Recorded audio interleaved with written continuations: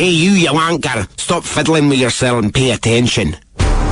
Each Sunday, in the early hours, as the sun goes blood red, then fades to darkness, three wee lads, one of them far more weird than the other two, leave their womenfolk behind and journey to an empty radio station in New York City.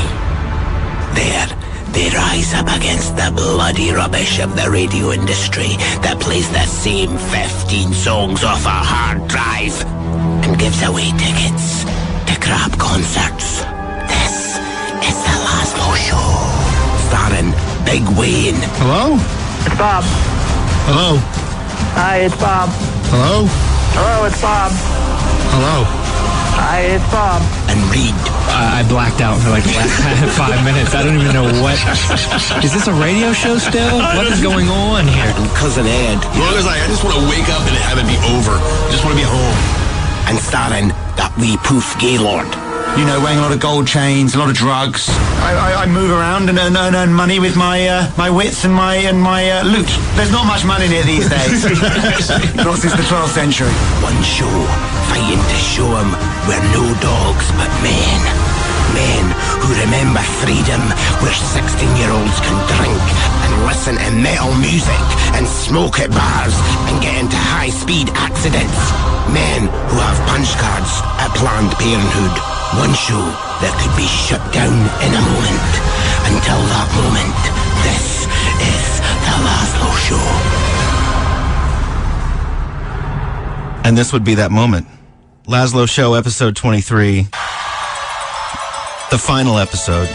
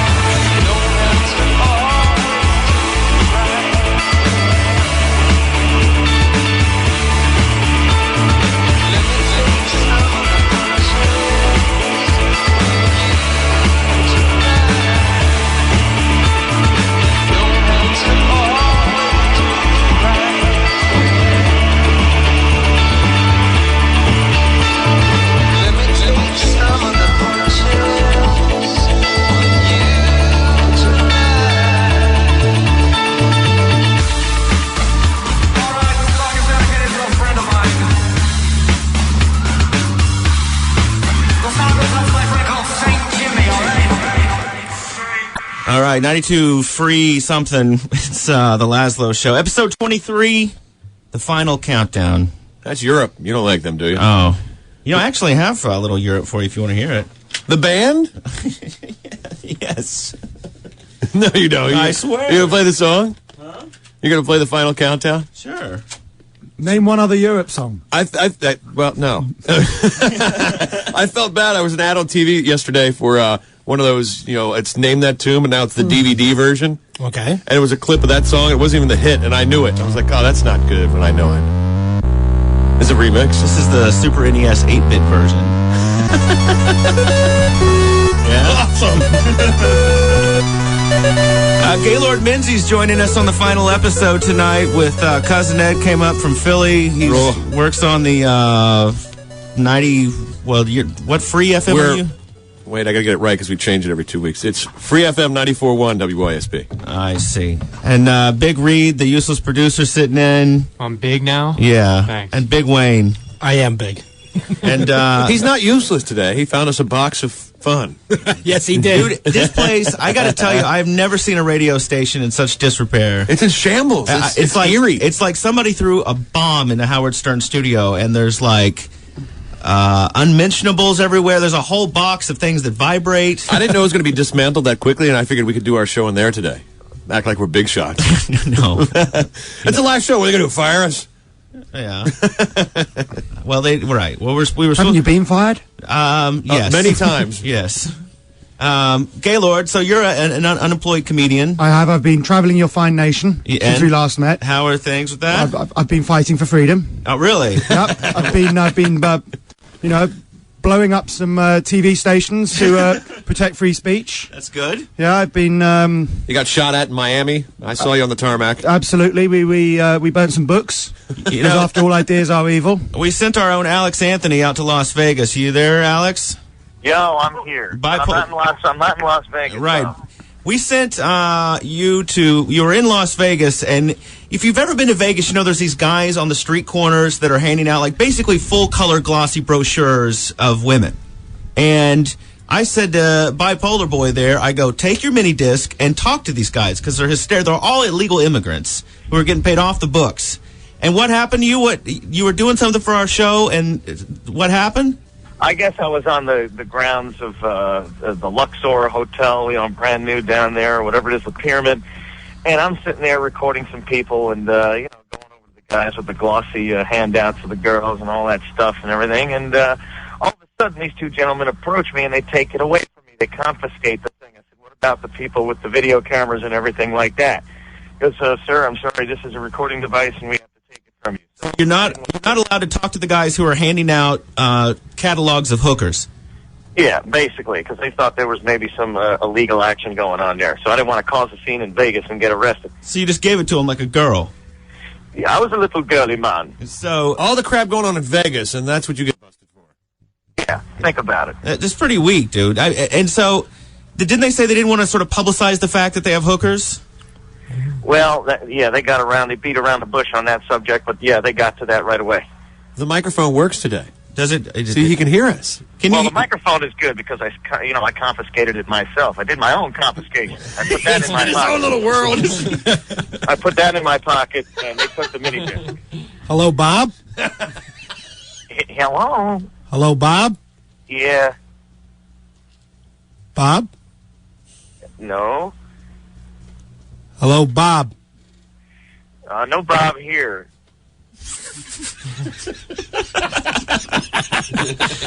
my new favorite game. Oh, and by the way, we got an email. If you missed last week's show, we had a little bit of an incident with a guy who really stunk. So we let Wayne loose on him, and Reed the next day was calling, you guys are really mean. I don't want every show to go like that. It was funny. You want every show to be funny. Don't be mean to the guests, man. He's like somewhere that guy's publicist is listening to that. And we he knew it was funny. He's trying to sign us. And we got an... I can still hear Europe in the background. Oh, can you? I think Bob is still trying to get in. We got an email from the PR agent. Lazlow, are you interested in rescheduling Bob Parks for this week? This guy must have called back 5 times. We're like, hello, we can't hear you. We noticed there were some technical difficulties. Can we reschedule? He was horrible. And Alex just keeps calling back in. Let him through. No, I'm not letting him through. Let's put him on right now. No. Let's put him through a screening process. Somehow got disconnected. He's getting in line for a plane. We can't harass him. It seems like he had everything scripted out he was going to say, so. Is he there? No, it's not scripted. I didn't know you were listening. Hello, Bob. Didn't you get the idea when we hung up on you? Hey, my cell phone's running out. What? I got. All right. He was on the very first episode there, Gaylord, and he was told to never come back. And so you've had him back. And then, well, Man of your word. Well, it wasn't really our problem. He works for a major sports team, and they were. Oh, yes. We can bash him now, and he can hear it later on Lazlow.com. Yeah, exactly. Every show that we've done so far is at the website lazlow.com. Coming up on the show, I should mention that song that we played at the top was Dean Gray. They had like Dean Gray Tuesday, remixed all these Green Day songs, and Warner Brothers is very angry with them. But tonight on the show, we have Gaylord Menzies is going to be here for a couple hours. Cousin Ed. We already heard from our good friend Alex Anthony. And coming up in a bit, Will Wheaton's calling in on the show to profess his love to Reed. And we'll also have some audio from propaganda films from the 40s. Plus, Cousin Ed, you interviewed Disturbed this week? Yeah. Oh, I gave you some of that, didn't I? Yes, you did. I should have sent that lap dance up, too, so Wayne could see what it's like down in Philly. When you gave like a Jamaican man a lap dance? No, that was last week. This week, every Wednesday, somebody gets a free lap dance. So this guy calls me up because I want to... All you have to do is email me why you think you deserve it. So this is the first guy to email in. He goes, I want it because nobody else is emailing in. So I give it to him. He brings his girlfriend with, not his girlfriend. He had a date the night before, met this girl. So on the second date, brings her up for a lap dance. I like that. And I was like, wait, that's not a really good second date. Well, how far did you get on the first date? Well, we only kissed. So then the stripper comes up for the lap dance. We kicked the guy out of the studio. We made the stripper strip for his girlfriend. That's excellent. And then I told her I'd give her a $50 gift card if she took her top off. So the stripper got his girl's top off, and basically everybody saw her boobs but him. All right. I said, you gonna go out with the guy again? She goes, well, I kind of have to take him on a third date now because everybody's seen my boobs but him, so he at least deserves that. Gaylord, is radio this awful in England? I don't think it's quite this awful. I'm upset Reed drew on my picture of Shakira. Yeah, what was up with that? Why did you do that? I cut this out for you. I like Shakira. You didn't. You cut that out for me? Yeah. Oh, I was just doodling. Let me give it back to me, Alan. You don't doodle on Shakira's midriff. What are you doing? This show's going to hell. Exactly. And I found out, since this is the last one, I found out a little information about our own Reed Tucker. If he'll actually get on the mic instead of talking at Cousin Ed. What do you got? That you used to dip. Oh, who said that? I did. You did. I got it out of you the other day. What do you... You used to dip tobacco. Not regularly. Is that bad? Why has it got so southern in here? Huh? It's just so southern, we're talking about dipping. Everything. You ever dipped? No, of course What not. do they do in England? Snuff? They don't eat tobacco, they smoke it. Yeah, they put tobacco They with their, invent these with things their called weed. matches. Yeah. Yeah, that's terrible. Why do you guys ruin weed and put tobacco with it? Mainly because of the invention of the thing hash. You guys can't handle the whole thing like us, huh? No, we're not as tough as you guys. At least that's what we tell ourselves. So, Reed, you've got a job if the transit strike happens here in New York City. Oh, right. Wayne, bring it on.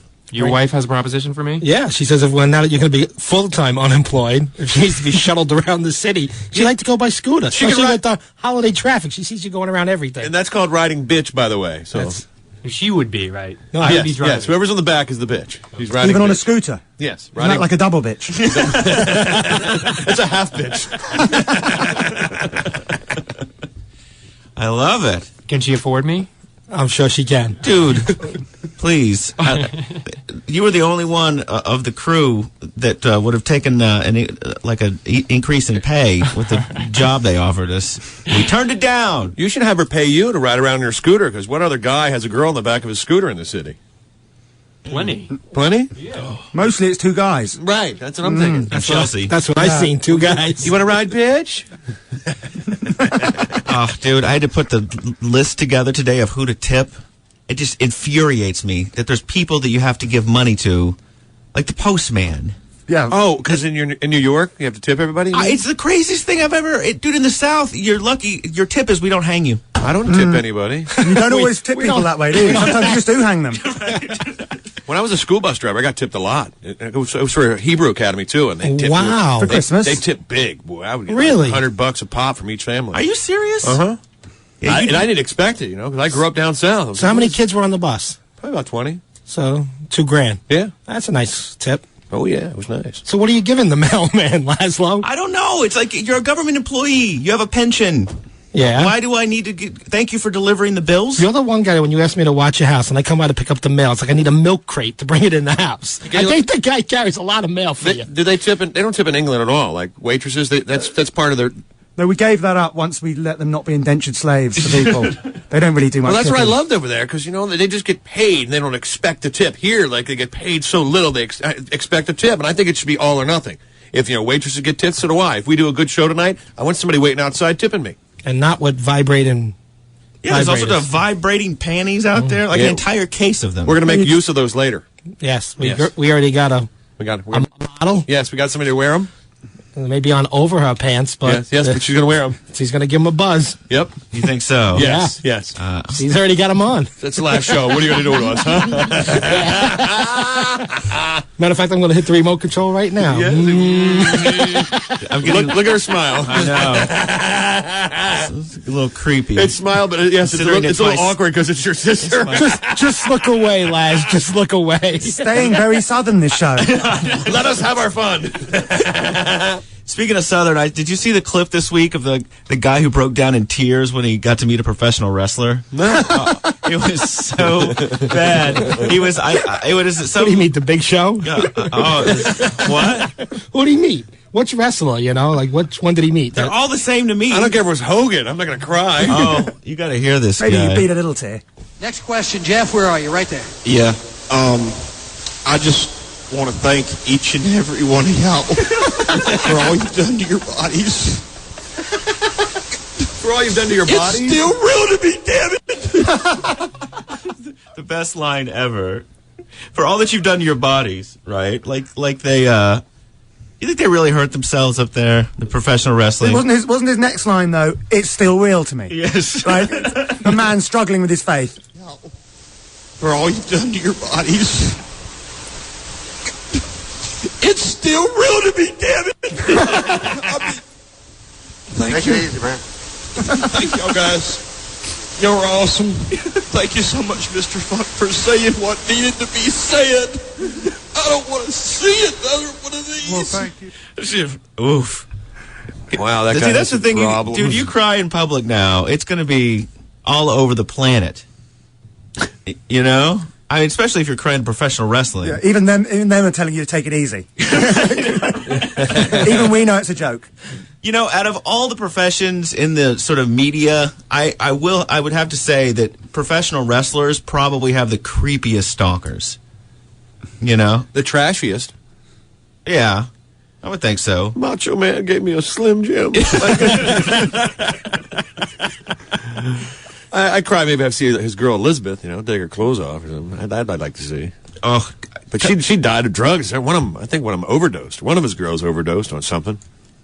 Cousin Ed called me this afternoon and said he might be late to the show because his car got stolen by somebody that works at his own radio station. I have a car through an endorsement deal, and the deal is... With who? You don't even say who it is. What an awful endorsement deal. Well, I'm not paying... They're not paying me to say it on this station. They're paying me to say it on the other one. Okay. I got two cars, but I mention it here. Right. It's a Geo Metro. Neither one is going to be there when you want it. It's a Trailblazer. But the deal is, the car's mine, and if I'm not using it, the promotional team can use it to take to gigs. And there's been numerous times where I go all the way over to the parking lot, and it's 3 levels. So I walk around 3 levels, takes me a half hour, and then all of a sudden the car's not there. And I call up the boss, where's my car? Oh, gosh, we forgot. We let somebody borrow it. Okay, so I'm going to be late for Lazlow Show in New York. Thanks. Yeah. I should have taken, like, a Acela Express and just kept the receipt. Oh, and the worst was I'm on the phone with Ed, and what do I hear in the background? But I was going to kill that guy. I really was. He did it the entire train ride, too. Yeah? Yes. Go ahead. My favorite sound in the world. Oh, and you picked it up right away through my cell phone. Like, yes. But the worst, he's talking like his girlfriend, and she was so loud over the right. Richie, pick up some beer on the way home. And it seemed like I was the only one on the train annoyed because I was like, trying to give him the eye, trying to just catch him, let him know I was going to kick his ass. The worst technology ever. Why? Yeah, but All right, there we go. The first dump of the show. Sorry, Laz, I didn't know about your American swear words. That's okay. Makes you look like a wanker. At the same time. So now start it over. Okay. For me, the worst technology is the Bluetooth. Why? Lets you scream to people who aren't there, annoying everybody around you, and look like an idiot at the same time. What's the Bluetooth? The headset. The headset thing. Oh, because you can't tell you're so on the you phone. can't tell, is someone a lunatic, or are they simply very lonely? And, walking around a city, it's important to know if people are lunatics. I have my hoodie up normally now that it's cold out, and the earpiece in, and you can't tell that you can't even see that. So it really looks like I'm a complete homeless guy just talking to myself. Totally deranged walking the streets. Right, but what you don't mention is that you also look like the Unabomber because you wear that hoodie over your head. Yeah. It's creepy, dude. Hide.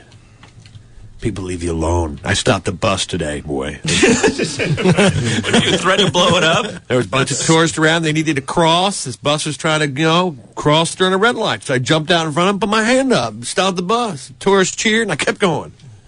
I love it. Also coming up later on the show, we've got some religious rap that our good friend Reed Tucker found and sent me. Everything you find on the internet is abysmal, Reed.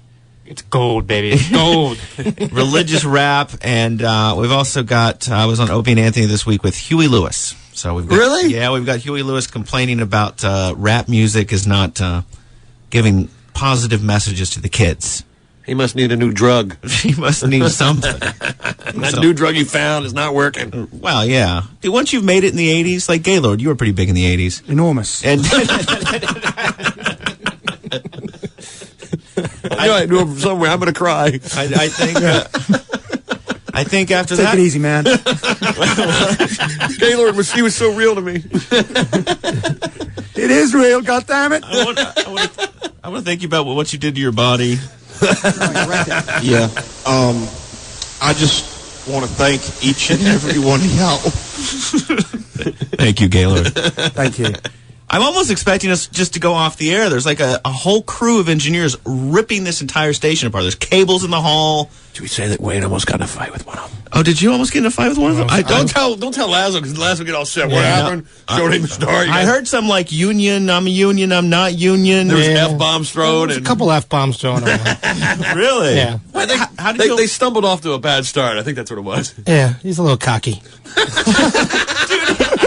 I don't care if he's listening. I don't care. You ain't that tough. You can see him right through the window. That's the guy, isn't That's it? right. And he was one of the smaller ones. Yeah. I mean, he wasn't even the big one. Yeah. Wow. Wow. Yeah. Well, the door was open. I was like, here it's going to go down what are right you doing here. out there? No? He's got more. Quiet? What'd you find? Somebody from another show is here going to get us in a lot of trouble. What do you got? What do you got? Ooh, what's that? It's Eric from the, can I say where you're from? Jameson. No? Jenna's hot trimmer. Come on, I love her. I have a feeling this thing's been used. Oh, my Lord. It's been used. Yeah, all right, I don't want All it. right, hold on. You were yelling. Here you go. Yeah, I don't know who it's been used on. I don't want to touch it. There's a couple loose curlies around the tip.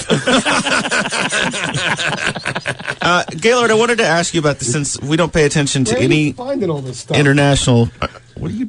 It's like the whole he's like on an Easter egg on that. I know. You got to stay in here, dude. I'm going to get in trouble. No, I love it. Go find more stuff. Right.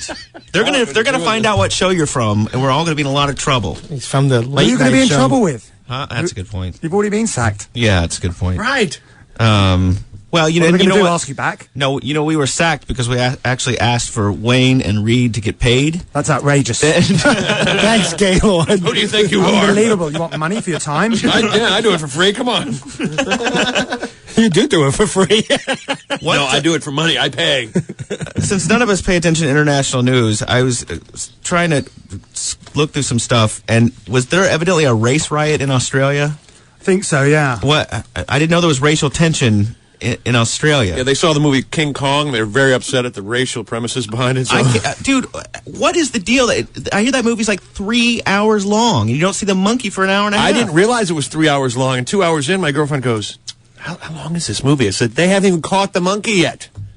She knows at the end they kill the monkey, right? Crikey! Oh, now you've ruined it for everybody. That's what I'm supposed to do. It's like everyone ruined Titanic. There's a monkey in it. No, it's a gorilla, really, but yeah. It was spectacular. Yeah, I hear he gets an NBA contract. I had to. My bladder can't make it 3 hours though. So now there's a thing on the internet that tells you which parts to go wee in. Really? Like if there's scenes that like upset you that are too graphic, it tells you those. And then like for the guys, it says here's a lovey-dovey scene. It's exactly an hour and 10 minutes in. Go. But movies should not be 3 hours long. Absolutely not. I thought it was perfect. It was an epic. I loved it.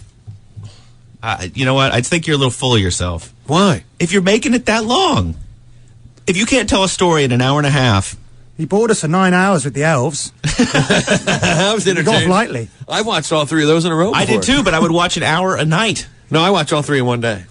High as a kite, too. Excellent. You feel like you're part of the movie? He's like, whoa. You think you're part of the I'm movie? Gollum. No, I'm Smeagol. I would. Precious.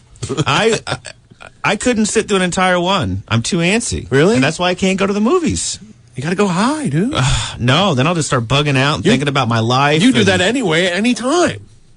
Well, That's what your sister was saying. You ever get on a plane with Lazlow? Oh. Have you ever seen Lazlow sober? You have. That's when it's bad. Yeah, when I was 10. You've seen me sober plenty of times. Have I? He's sober now. The entire time I was hanging out with Gaylord on Friday, on and on. You're hungover, aren't you? You're hungover, aren't you? Just would not leave me alone. You were having a breakdown. What was I was trying to give you a breakdown. You did. I went home. I felt awful. It worked. What were you doing? What were you drinking? Huh? And where's the absinthe, by the way? Yeah. The night before, Thanks, Reed. We got the news, that, because we knew the end was nigh. You know what I mean? You knew what, huh? We knew the end was nigh. Oh, okay. I'll have him translate. I can figure that out of context. That's Middle English. Yeah, I know what I mean. Isn't it? I think so. The end was nearly. Neat. So I had a few beers, and I ended up drinking some cheap Jamaican rum. And, really? Then it made my head hurt. Yeah. So don't buy the cheap stuff when you're down there. Get the better stuff. I just plan on smoking weed. Did you do it? I gotta say. And making your wife wear the panties. Yeah, and maybe she will have the panties. The vibrating panties, yes. So, yeah, after this past Thursday, Elijah, I had the big Christmas party this past week, and this is the best. I started drinking at 1 o'clock in the afternoon, and I drank Was this your work Christmas party? Yeah, my work Christmas party, not the Lazlow Christmas party. Yeah, where's our staff Christmas party? Yeah. There is no staff Christmas party. Do I get a present? I don't know. Will Wheaton. Hello, sir. Will Wheaton calling into the big show when he found out on the internets that it was the last one. The internet's... Is there a Christmas party happening there? Is that did I hear that right? We don't get one. Late. Lazlow's cheap ass. No. Dude, what do you want from me? Maybe you can send Will a pair of those panties as a late Christmas present. I would have settled on some absinthe, but that would have been fine. It's absinthe, not whatever. absinthe. I feel absent. Whatever. You know what I'm talking about? Where is it? I'm not, because I brought back a bottle from Prague. I'm not wasting it on your dumb ass. We were supposed to have the absinthe show tonight. No. That's right. That was the show Yes, supposed we were to be. supposed to drink and get drunk on absinthe. So, do you think Will called in just to listen to you complain that you can't get drunk during the show? I can pick that up on the podcast. Hello, Bob. Yeah, we should mention every show is posted at the website, lazlow.com, and I guess Really? Will subscribe to the show and actually listens out there in L.A. I listen at my convenience. Yeah? Well, that's probably the best way. That's my favorite way to listen to anything. Can you fast forward? I can. You can. But I choose not to. Have you? And I hear I would not want to miss a single complaint. how are you celebrating the war on Christmas? I have decided to deliver as many copies of Bill O'Reilly's O'Reilly Factor for Children to homeless people as I possibly can. That's excellent. So you're not about the war on Christmas at all? No, listen. The honest truth is, I already hate Bill O'Reilly, but like now I hate him with the white hot intensity of 1,000 fiery suns. Ooh. Because honestly, if Christmas doesn't need to be about something, Christmas doesn't, or the holidays, or whatever you choose to celebrate or not celebrate this time of year, it totally does not need to be about a manufactured fake crisis designed to pump up that idiot's ratings. Ooh. Getting political on us, dude. I love it. Sorry. Hey, you asked. I know. I know how to fire you up. Bring up Fox News.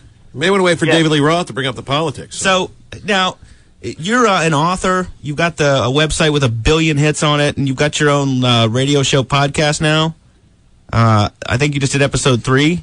I did, which is actually episode 2. It turns out that I'm a colossal idiot and called it episode 3 when, in fact, it never was episode 3. Well, we called episodes of this show episodes when they were just best ofs. And my favorite was at the Christmas party. A guy I barely know that works at the station goes, you guys have got some balls. You've been on the station since July, and you've already had 2 best of shows. I go, dude, we got to take vacations, man. I got to go snowboarding.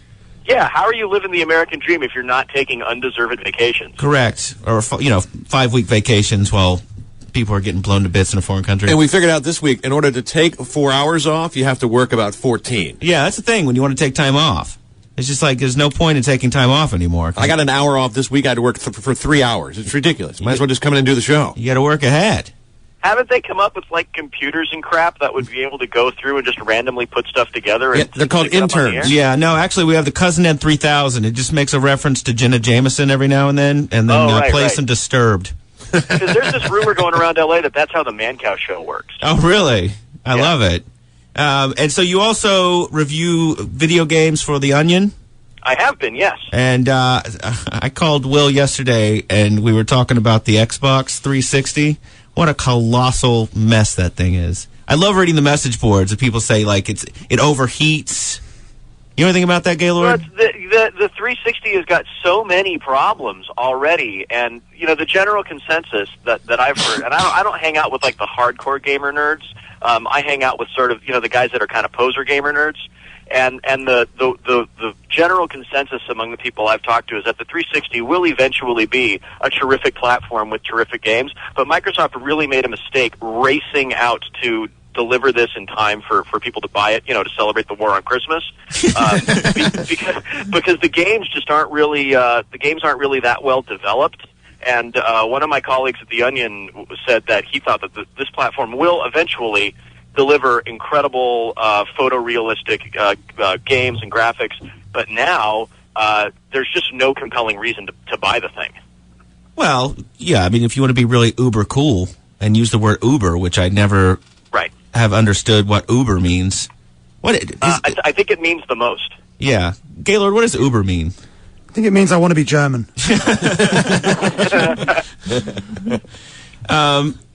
And so I don't know. I mean, I may eventually get a 360. I'm not in a big race to do it. I'm a bit more excited about the PS3, and I'm presently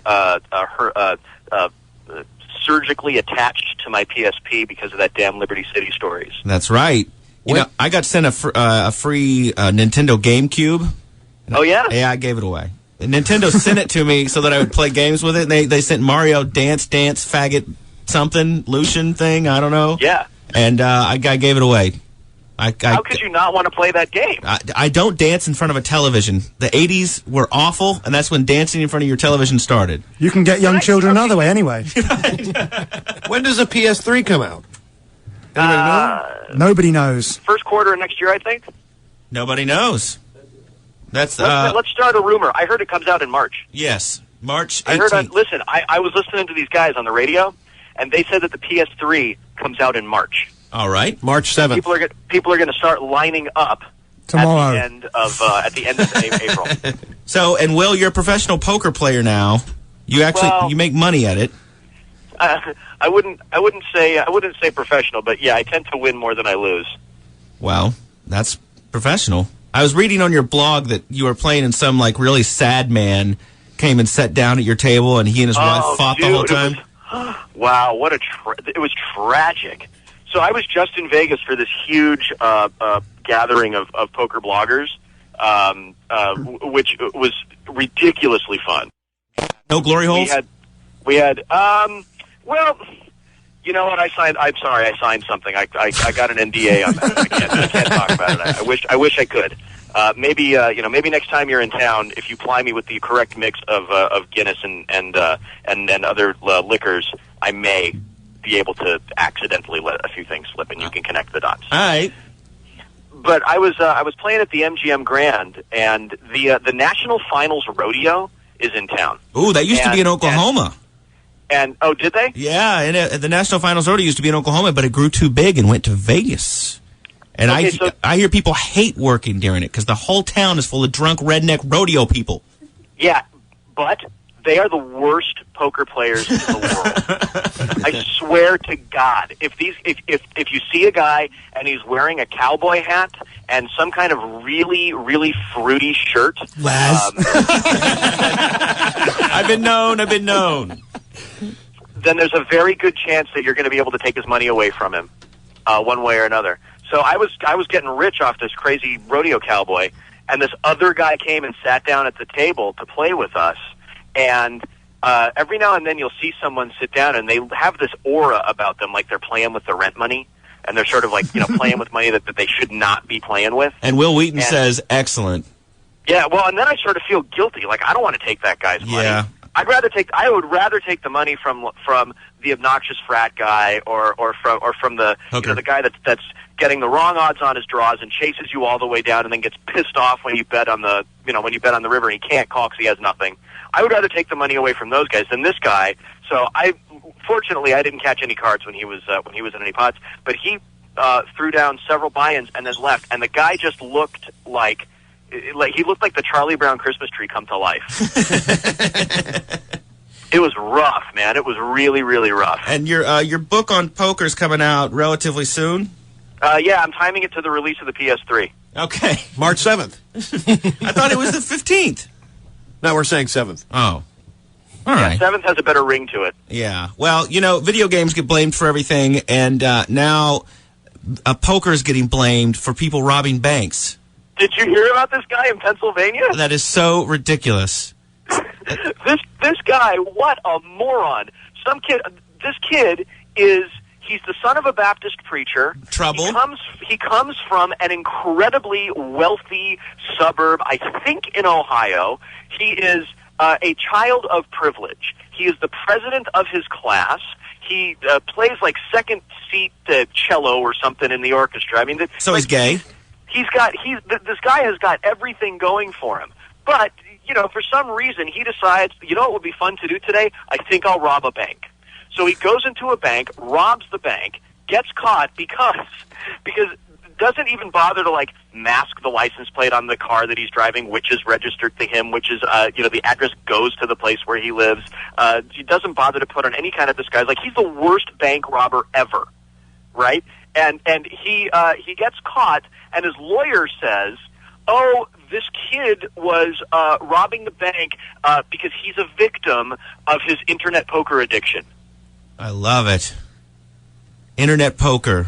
Are you addicted? Yeah, and he had to rob. He robbed like $2,700 or something like that. And he says, "Oh yeah, this kid needed to pay off his $5,000 in internet poker debts." Listen, I play poker on the internet, and you can't put more money into your account than you already have access to.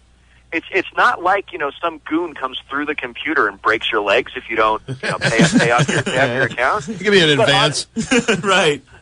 I really think that if this was 10 years ago, his lawyer would have been blaming it on Dungeons and Dragons and heavy metal music. Sure. Or blaming it on video games or something stupid like that. Right. And because there is no justice in the world, this idiot kid, because he is a child of privilege, we all know he's going to walk. Oh yeah, of course. And you can blame it on anything internet related and get a jury in there, and they'll be like, "Oh, well, of course, the internet destroys minds." I've heard that there's lots of rumors on the internet. I have too. I think that we should give the poor kid a break. Will Wheaton's blog is at willwheaton.net, correct? But it's broken and it points you to something else. Yeah, that's right. You can go there if you want, and you can look around. There are sheets over the couches, and some of the windows are boarded up. But I've been keeping a backup blog at willwheaton.typepad.com. Whoa, excellent! And we'll be looking for your book. Yeah, it is catchy. I love it. And good luck at your next Chuck E. Cheese Fest. Will won 1,000 tickets last night at some Chuck E. Cheese. Oh yeah, did you see the picture on my blog? No.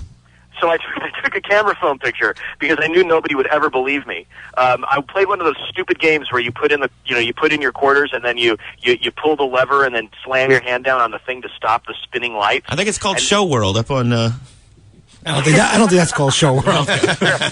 You're not pulling on anything but yourself. And then a tranny comes out. Yeah, well, in my case, though I did not successfully retrieve a tranny from the machine, I was still a winner. and I took out 1,000 tickets from the ticket machine. And then I was more excited about winning these 1,000 tickets, which get me like 500 green plastic army men. You got a keychain. Yeah, I was more excited about that than I was about finishing 20th in this poker tournament last week. They should update the little green army men and have little insurgents.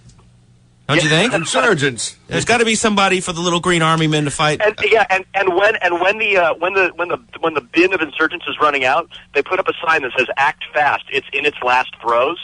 Oh, right. But then, like 15 minutes later, it's mysteriously full again and overflowing. Right. Will, did you celebrate your win with a dive in the pool of balls? Of course I did. Well, I've read about That's how I celebrate everything. Right. A big pool of balls. Yeah, you know how like people in California have they got like swimming pools and jacuzzis and stuff? Not me. I have a ballroom. It's full of those little multicolored plastic balls. You like the balls, do you? I love it. Well, thanks for calling in. by watching you. Thanks for calling into the last show, man. Yeah, see ya. Bye. Will Wheaton. You know, some people hate him because he lived in the future. He lived in the future? He lived in the future. When? When he was on Star Trek. Oh. That was the guy from Star Trek. Incredible. I just You're never... friend of the rich and famous, aren't you? Well, there's the you. Renaissance guy. It's you you're unemployed. There's Reed, who's unemployed. There's Cousin Ed, who's probably going to get fired at the radio station he works at. I got a week left, dude. And then there's Wayne, who is going to Jamaica in a few days and may never come back. You know it. I should just go to Jamaica with you. I got a room. To hell Ed, with it. If you can get there, I got a room for you. Do I have to wear the panties? Your girl might have to wear the panties. We got to get to the Bible rap in a little bit, as well as I guess there was a fight. There's Katrina survivors are now forming gangs and fighting in Houston. Have you not heard about this? No. Evidently they're fighting over Heinekens. I don't know what's going on. Of course. What else would you fight over? They should be fighting over birth control. Who's got the condoms? Oh, yeah. One last one. I love it.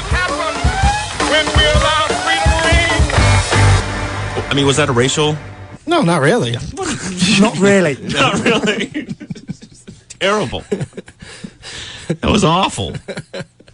You gotta go out. You gotta go out big. Yeah? Yep. And what do you plan on doing tonight that's big? When I leave here, me and you gotta find the Screw magazine. Oh, that's right. We're in Screw Magazine. That's right. What, really? Again? Yeah. Again. No, Screw Magazine. Who subscribes to that? I was gonna. It's $50 for a year, though. 13 issues. I'm gonna ask. I got a hookup. His name's Porn Alex. He gets me all my porn. Well, you guys tell him to send us a subscription also. Screw Magazine. You need to know Joe Gallant. You don't need to know the guy you're writing. You don't want to know Joe Gallant. This guy finds me everything. Crazy. So. I love Joe. I got Pirates on DVD for free. Just say I want it, I get it. Nice. Screw Magazine. It's excellent. We're in it. Is there pictures? Yes. Is it from the porn shoot? Yes. Yeah. Well, we were told. It's us on the couch that somebody was just getting rammed on. And then they're like, oh, you guys That's the one that Reed was afraid to love sit a down sticky on? couch. I love a sticky couch. And Reed ran around the back. So, I think I sat right in the center of the sticky couch, too. or at least left it that way. I will never, ever forget the look on my face when we got outside and Wayne goes, you know that chick sitting next to you was pleasuring herself. And I had no idea. And we were like, just like kids, like, oh, look at this, look at this. And meanwhile, I look over and it's just full-blown hand disappeared. That'll be one of the pictures. Somebody snapped a photo of that. It's just Lazlow clueless and the girl next to him. I tried to describe to people. I called Gaylord the next day, and I was trying to describe to him the horrific scene that when we were at this porn shoot, literally 10 feet away from all this stuff going down. You could smell it. That's how close we were. On that note, we will be back with the Lazlow Show in just a bit. Oh, this my dish. All the girls beat like this. Few times been around that track, so nothing's gonna happen like that. 'Cause there ain't no holler back, girl. Ain't no holler back, girl. Few times been around that track, so nothing's gonna happen like that. 'Cause ain't no holler back, girl. Ain't no holler back, girl. That you were talking, and you didn't think that I would hear it. People hear you talking like that, getting everybody fired up. So I'm ready to attack, gonna lead the pack, gonna get a touchdown, gonna take you out. That's but put your pom poms down, getting everybody fired up.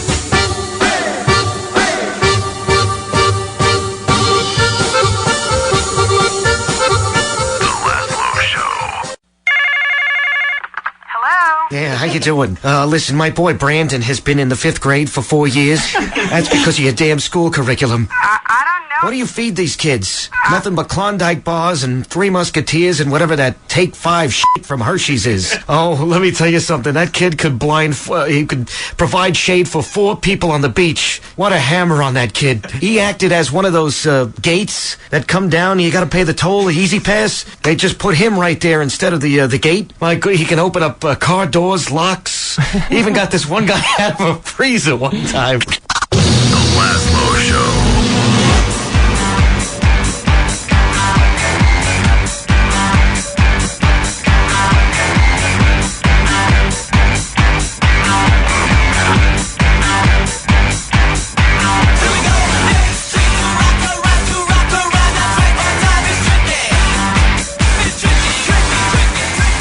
Uh, 92 free 3, whatever the new station's called.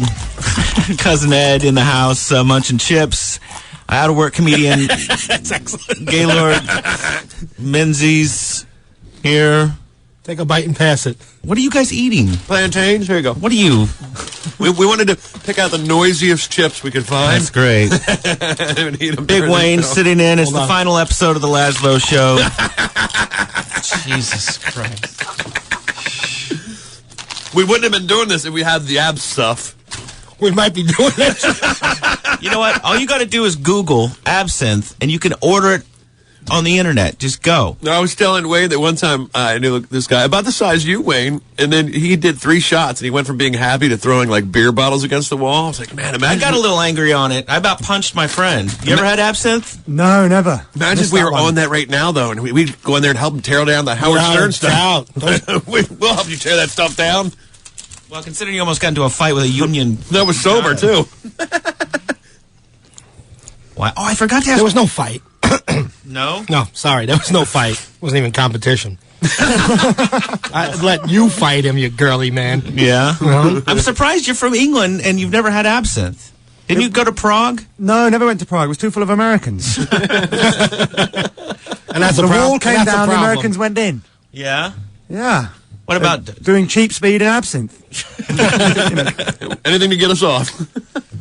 Excellent. So, the big story this weekend, of course, is that Bush has ordered the NSA, which normally spies on people abroad, to spy on Americans. For freedom. For freedom. It's like your dream coming true, Lazlow. That's a big day for freedom. Everybody used to call me crazy and paranoid. I still do. And now my underground bunker in Idaho. What country was it you would go live in if you could live in any country in the world? You don't remember that? England. Well, I thought it was Switzerland. No. It wasn't? There's too much Nazi gold there. There's a lot of Nazis in Switzerland. Yeah? Packed with them. Where else are there a lot of Nazis? Argentina. I met one in Argentina. Did you? Yeah, I was in a bar there. How did you know he was a Nazi? Well, he was old. He was about 75. It was Hitler. And he looked kind of serious, and he had these gazing blue eyes. A mustache? Not quite. But he turns to me and goes, "Tell me, the Swiss banks, can you take the money out remotely?" And I was like, I really don't know. I bank with Citibank. They're useless. So there might be some money stuffed away he wanted to... I think there might have been a little, yeah. Yeah. Yeah, we didn't speak much after that. I think he realised I was partly Jewish. Are you really partly Jewish? Partly Jewish, Which yeah. part? My arm. Yeah? Yeah. How's that working out for you? It's doing excellently. So we got audio of, I guess Bush made this announcement on... Did you watch it? I wouldn't see him. You gotta watch TV or have news or something. I thought the big news was those Vikings players that got busted for lewd and lascivious behavior. You're worried about Bush. This involved lap dances and strippers and nudity. You're watching the wrong news. We almost didn't have a show this week for more than one reason, because Wayne doesn't even remember how he got home. Yeah, so sad. He started drinking on Thursday at 1 o'clock. And I finished up at 9 at a Hooters, and I remember leaving the Hooters. But the next day, a guy says to me, so, I didn't see that you went to the way of the highway. How did you go home? I was like, I couldn't remember. He went through the kitchen, out the back door. Yeah. All I know is I got home, I parked right in front of my house, and I was in bed 40 minutes later. Oh, so you drove. That's nice. That's the best part, is he does not remember. Yeah, blackout. That's the first sign of alcoholism. I learned that because I've been to the first sign of alcoholism is when you got a keg in your kitchen that makes 2 kegs at a time. Thank you. Who does that? Yes. Who brews their own beer? Yeah, you know them. I learned this slang this week. 13-stepper, someone attending Alcoholics Anonymous, usually mandated by the state while still maintaining a drinking lifestyle. The 13th step is forgetting the previous 12. Sure. So I was a 13-stepper in high school because that's what I did. Oh, okay. Go to AA because the judge makes you, and as soon as you get out, you party. Yep. Back to step 1. So you have, and I talked to you as soon as you walked in the door. I said, by the way, Sunday's that was a big letdown. You did bring me down. First of all, I opened up my Christmas envelope, and that was a letdown. But what, your work gives you a Christmas bonus, or? Yeah. Okay. Yeah. We got fleece sweatshirts. Are you sure you didn't black out? I got one of those too. A little faggy thing, but I'm not going to wear it. I'm thinking about giving it to a homeless guy, personally. Guy that lives under the beach, yes. We'll keep him warm. How does he live under the beach? It would be a dead He lives person. under the boardwalk. Okay. I haven't seen him in a couple of weeks. He might be dead. Yeah. The Underwood Hotel. That's True. what they call it in AC. All the people live underneath there. Atlantic City for the people in Thailand that download our show. Sorry. Reed, can we help you? Are you going to contribute, or? He is. He's drawing on Shakira still. It's hard. In the green room, he had your assistant. He was trying so hard to get dirt. I mean, he was trying real hard. He didn't come up with nothing, not one thing. I told him to save it for the show, and he was doing prep. He said, No, she gave nothing up. Nothing? We were asking her about how you were religious, what kind of music you listened to. She didn't tell you about my Amy Grant tapes and. No, we asked about your first homosexual experience. Did you bring the guy home? It was with you. Guys. I blacked that out also. You must have had me Thursday night, didn't you? Lazlow will always remember, though. I'm sure he will. You were great on the phone, because I called you like, hey, I just come back from my party. I didn't know you were. Oh, I was You were blacked out. Last, I got to tell you, there was shots of vodka, shots of JD, shots of scotch. And then I drank Budweiser's a lot because that's what the cheap company kind of gave you at the party. But then I switched over to Guinness. Who cares? And then I switched over to the Guinness at Hooters, and I had about 6 there. And you guys seen me with 11 in me, so you know what happens. Yeah, when you were at the backstage at the Opie and Anthony Halloween party. Yep, drinking 2-handed all night for free. Now, I was saying our Christmas party was Monday, and I was saying Tuesday on the air that it's always the Christmas staff party when somebody pukes and there's always like an impromptu hookup. Did anybody hook up? Yeah, that's happened in the past 2 years for the same 2 people that speculated. But it's an all-male company. Oh, no, we have secretaries. Oh, come on. Secretaries, what is it, 1976? There's people that got to make your paychecks out and photos. We call them something different now. Receptionists. I ended up babysitting a puker the entire night of our Christmas party. The girl I took her home in a cab. She's puking through her Ed, hair. when you're drinking with 16-year-olds, that happens. And she puked on her ID. She stepped it. I had to pick it up and put her in a house. And yeah, those 16-year-olds can't handle their liquor. They can handle something else, though. They sure are good in bed. She'll remember in the morning. We've actually got audio from when Cousin Ed took his girlfriend out. Okay, folks, as you know, a Pizza Time Theater is the place for birthday celebrations. Little Chuck E. Cheese flashback right there, huh? You love Chuck E. Cheese. Yeah, she dove in the pool of balls that night. I love it. So it's like there's so many double entendres there. He's got a pool table with balls. He comes factory equipped with 2 balls. Yeah. Donkey Kong Jr. Gaylord, will you please rescue? What is Chuck E. Cheese?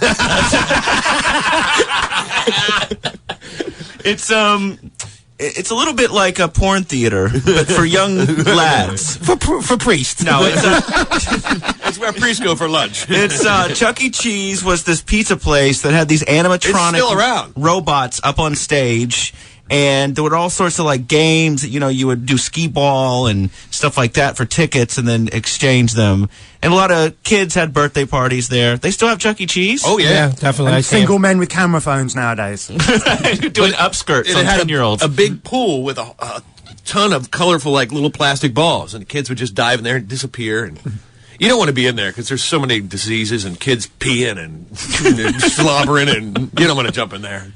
Yeah? I guess it just dawned on me, there's some kid out there that's seen like he's 9 years old, he's seen porn, and he's came to terms that he can dive in there and get some feels in. So you're saying that there's maybe somebody hanging out at the bottom of the pool of balls, like in Star Wars. It just came to me. There's a child molester. See what I missed out when I was at the 9 bottom years of the old? pool. Right. So when that, so These when, guys little like It's kind of like those gear on. foam parties. so you know, when at Luke was discos. in the trash bin, there was actually a molester underwater. Is what you're saying? Might have been. What you're giving molesters ideas. Listen, if I thought of it, it's already been done. So Bush ordered the NSA to spy. We're back to Bush. I'm also using constitutional authority vested in me as Commander-in-Chief.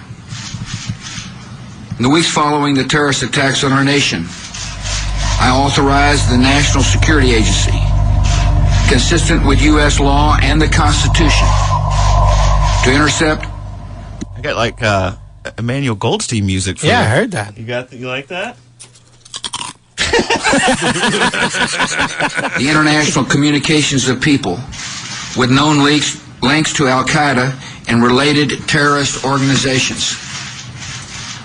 Before we intercept these communications, the government must have information that establishes a clear link to these terrorist networks. What in the wide This is a highly classified going program. on here? I had you people try to get a little track lead, not to jump around like a bunch of Kansas City spiders. Prevent terrorist attacks against the United States, our friends and allies. Yesterday, the existence of this secret program was revealed in media reports after being improperly provided to news organizations. As a result, our enemies have learned information they should not have. They should play this behind And the unauthorized disclosure Geraldo of this Rivera effort does. damages our national security and puts our citizens at risk. Yeah. Revealing classified information is illegal, alerts our enemies, and endangers our country. You use your tongue prettier than a $20 whore. The sheriff's coming. Oh, God bless it. He does sound like the sheriff, doesn't he? What's the mood in England about this whole war on... Is there a war on terror over there? You got buses blowing up, Gaylord? Subways. There's a war on idiocy. Yeah. I don't know. I think people find a guy that says you can't let out secrets who just released who his CIA agents were when it suits them. Slightly hypocritical occasionally. You think? But he's a wonderful man. Yeah? Yeah, I think. Well, you don't want to say anything bad about him. He'll get Not deported. he's probably in here. I love it. It's episode 23, the final episode of the Lazlow Show. Reed, I brought one of your favorite clips. Episode 2. Why don't you put the mic... He's enthralled with the Jenna hot trimmer right now. What are you doing over there? You can win that on my show tomorrow, by the way. What is the hot Great. trimmer? It's, to trim the, the beef. To trim the it's a shaver. Beef. I love the shapes that they give you to trim to. The hot pepper really threw me off there, man. Hot pepper? Yeah, it's Yeah, like, so like a little jalapeno. jalapeno pepper. Mm-hmm. The lightning bolt. The lightning bolt? Yeah, Ben Franklin would have liked that one. Ladies, have fun and create your own personal bikini hair design. Beautiful. That's the American dream. Is it? Fun and shaving. They don't dream of that in England? No, they like to go hairy. Oh, Are there hairy women over there? vintage. No, but, it's closer to Germany than here. So, have you ever slept with a German woman? No. Are there German women? They're all droids. They're droids. Reed, I've got... Reed, you sent in some audio this week. of your favorite podcast, which he just sits around all day listening to podcasts, which maybe... No, that's not true. Gaylord will back me up on this. You like Ricky Gervais, Gaylord? Yeah. Who's that? He's funny. Oh, you guys. What do you just watch My Wife and Kids and that's it? That's the only thing you know The Office, the British show? Anyone? Lazlow, Gaylord? I know The Office, the one here with the guy from Anchorman. Yeah, it was based on an English show. It was much funnier. Everything is these days. We just steal your stuff. Yeah, and make like it the better. entire genre of reality television came from England. Did it? Yeah. I thought it came from the real world. Well, that's true. The real world was... Yeah, get some kids, make them drunk, film them having sex. It's beautiful. They've really condensed it down now, though, when you watch the new series. Just get hot, mentally disturbed kids, climb with alcohol and film. Get arrested. I have not watched that real world show. Is it still on? Yeah. The one in Philly was a block and a half from my house. And the funny thing was, while it was filming, even nowadays, you see like kids, and they'll just hang outside the house. And it's a block away from the Liberty Bell. So when the kids come over for their field trips, you know, teacher's like, we're going to go see Liberty Bell. No, we want to go see the real world house. They're all going, they graffiti the front door, take their picture in front of the real world house, could give a crap about the Liberty Bell or Ben Franklin's grave. Well, Reed Tucker, one of the reasons we call him the useless producer, is he has a very bad filter of what's real and what's fake. And he said he was listening to the Ricky Gervais show and thought it was quite funny when they were talking about a BBC article where a lion mutilates 42 midgets in a Cambodian ring fight. I listened to a little bit of the clip, which they assumed was true because it's, you know, the BBC was reporting it, supposedly. But I did a little research, which took me all of about 7 seconds, which is usually how long it takes for me to debunk and find out that something's absolute crap when Reed sends it to me. And the website that is all about that article looks like the BBC News, but if you look at the little URL at the top, Reed, it's not the BBC. Well, I never said that was real. I just said that the podcast itself is funny. Is this guy a comedian or something? Or what is the show? Okay. Wow, you guys, open a paper. Oh, open a paper? You're sending me... It's a podcast. You got the paper open, you're just drawing on Shakira's belly. What are you talking about? Open a paper. I didn't say... Stop wearing women's underwear. Stop listening to podcasts. And podcasts. It's just an MP3 file, people. Stop calling it podcast. It's a revolution. We're all going to download everything to our brains. I've got an iPod. I'm really important. MP3 file's been around forever. Stop calling it podcast. It's internet radio. But next to Gaylord, Ricky Gervais is probably the biggest comedian in the UK. Really? Gaylord? I think he is the biggest right now over there, yeah. He's... him and these other two guys who following the other style of English comedy, dressing up in women's clothing, who are called Little Britain. Here, them and Ricky Gervais are the biggest right now over there. So, but how come when I do a Google search for Gaylord Menzies, you find nothing? I've kept myself off the internet. Have you? Yeah. How did you do that? I've got friends in high places. This article They're watching you. This said lion mutilates 42 midgets. Spectators cheered as entire Cambodian midget fighting league squared off against an African lion. Tickets were sold out 3 weeks before the match. Thank you. Somebody else likes Ricky Gervais in here. Oh, great. The guy from the other show. Somebody with the other show. Somebody with real taste who actually leaves his house yes, once he in a comes over while. and goes, look at what I've got on my iPod. However, if he didn't have that on his iPod, he would have no taste. Is that what you're saying? Right. No. Look, I've downloaded something. It's a podcast. Well, at least he's getting paid, so... Right. As a producer, he's a producer on another radio show. So he must know what's up. Yeah. How come I can't say where you're from? What's the big deal? It's Eric from Opie and Anthony. It's like... hit the dump button. Hit it. Dump button. It's a huge deal. Dude, hit the button. Well, it's nice to have somebody from a real radio show in here. I think he's here to try and sabotage. What the hell do I do? I think he's here to try and dude, sabotage Stern's performance on Monday. That was a really bad, awful joke. Hey, it might happen. But I do like he was looting.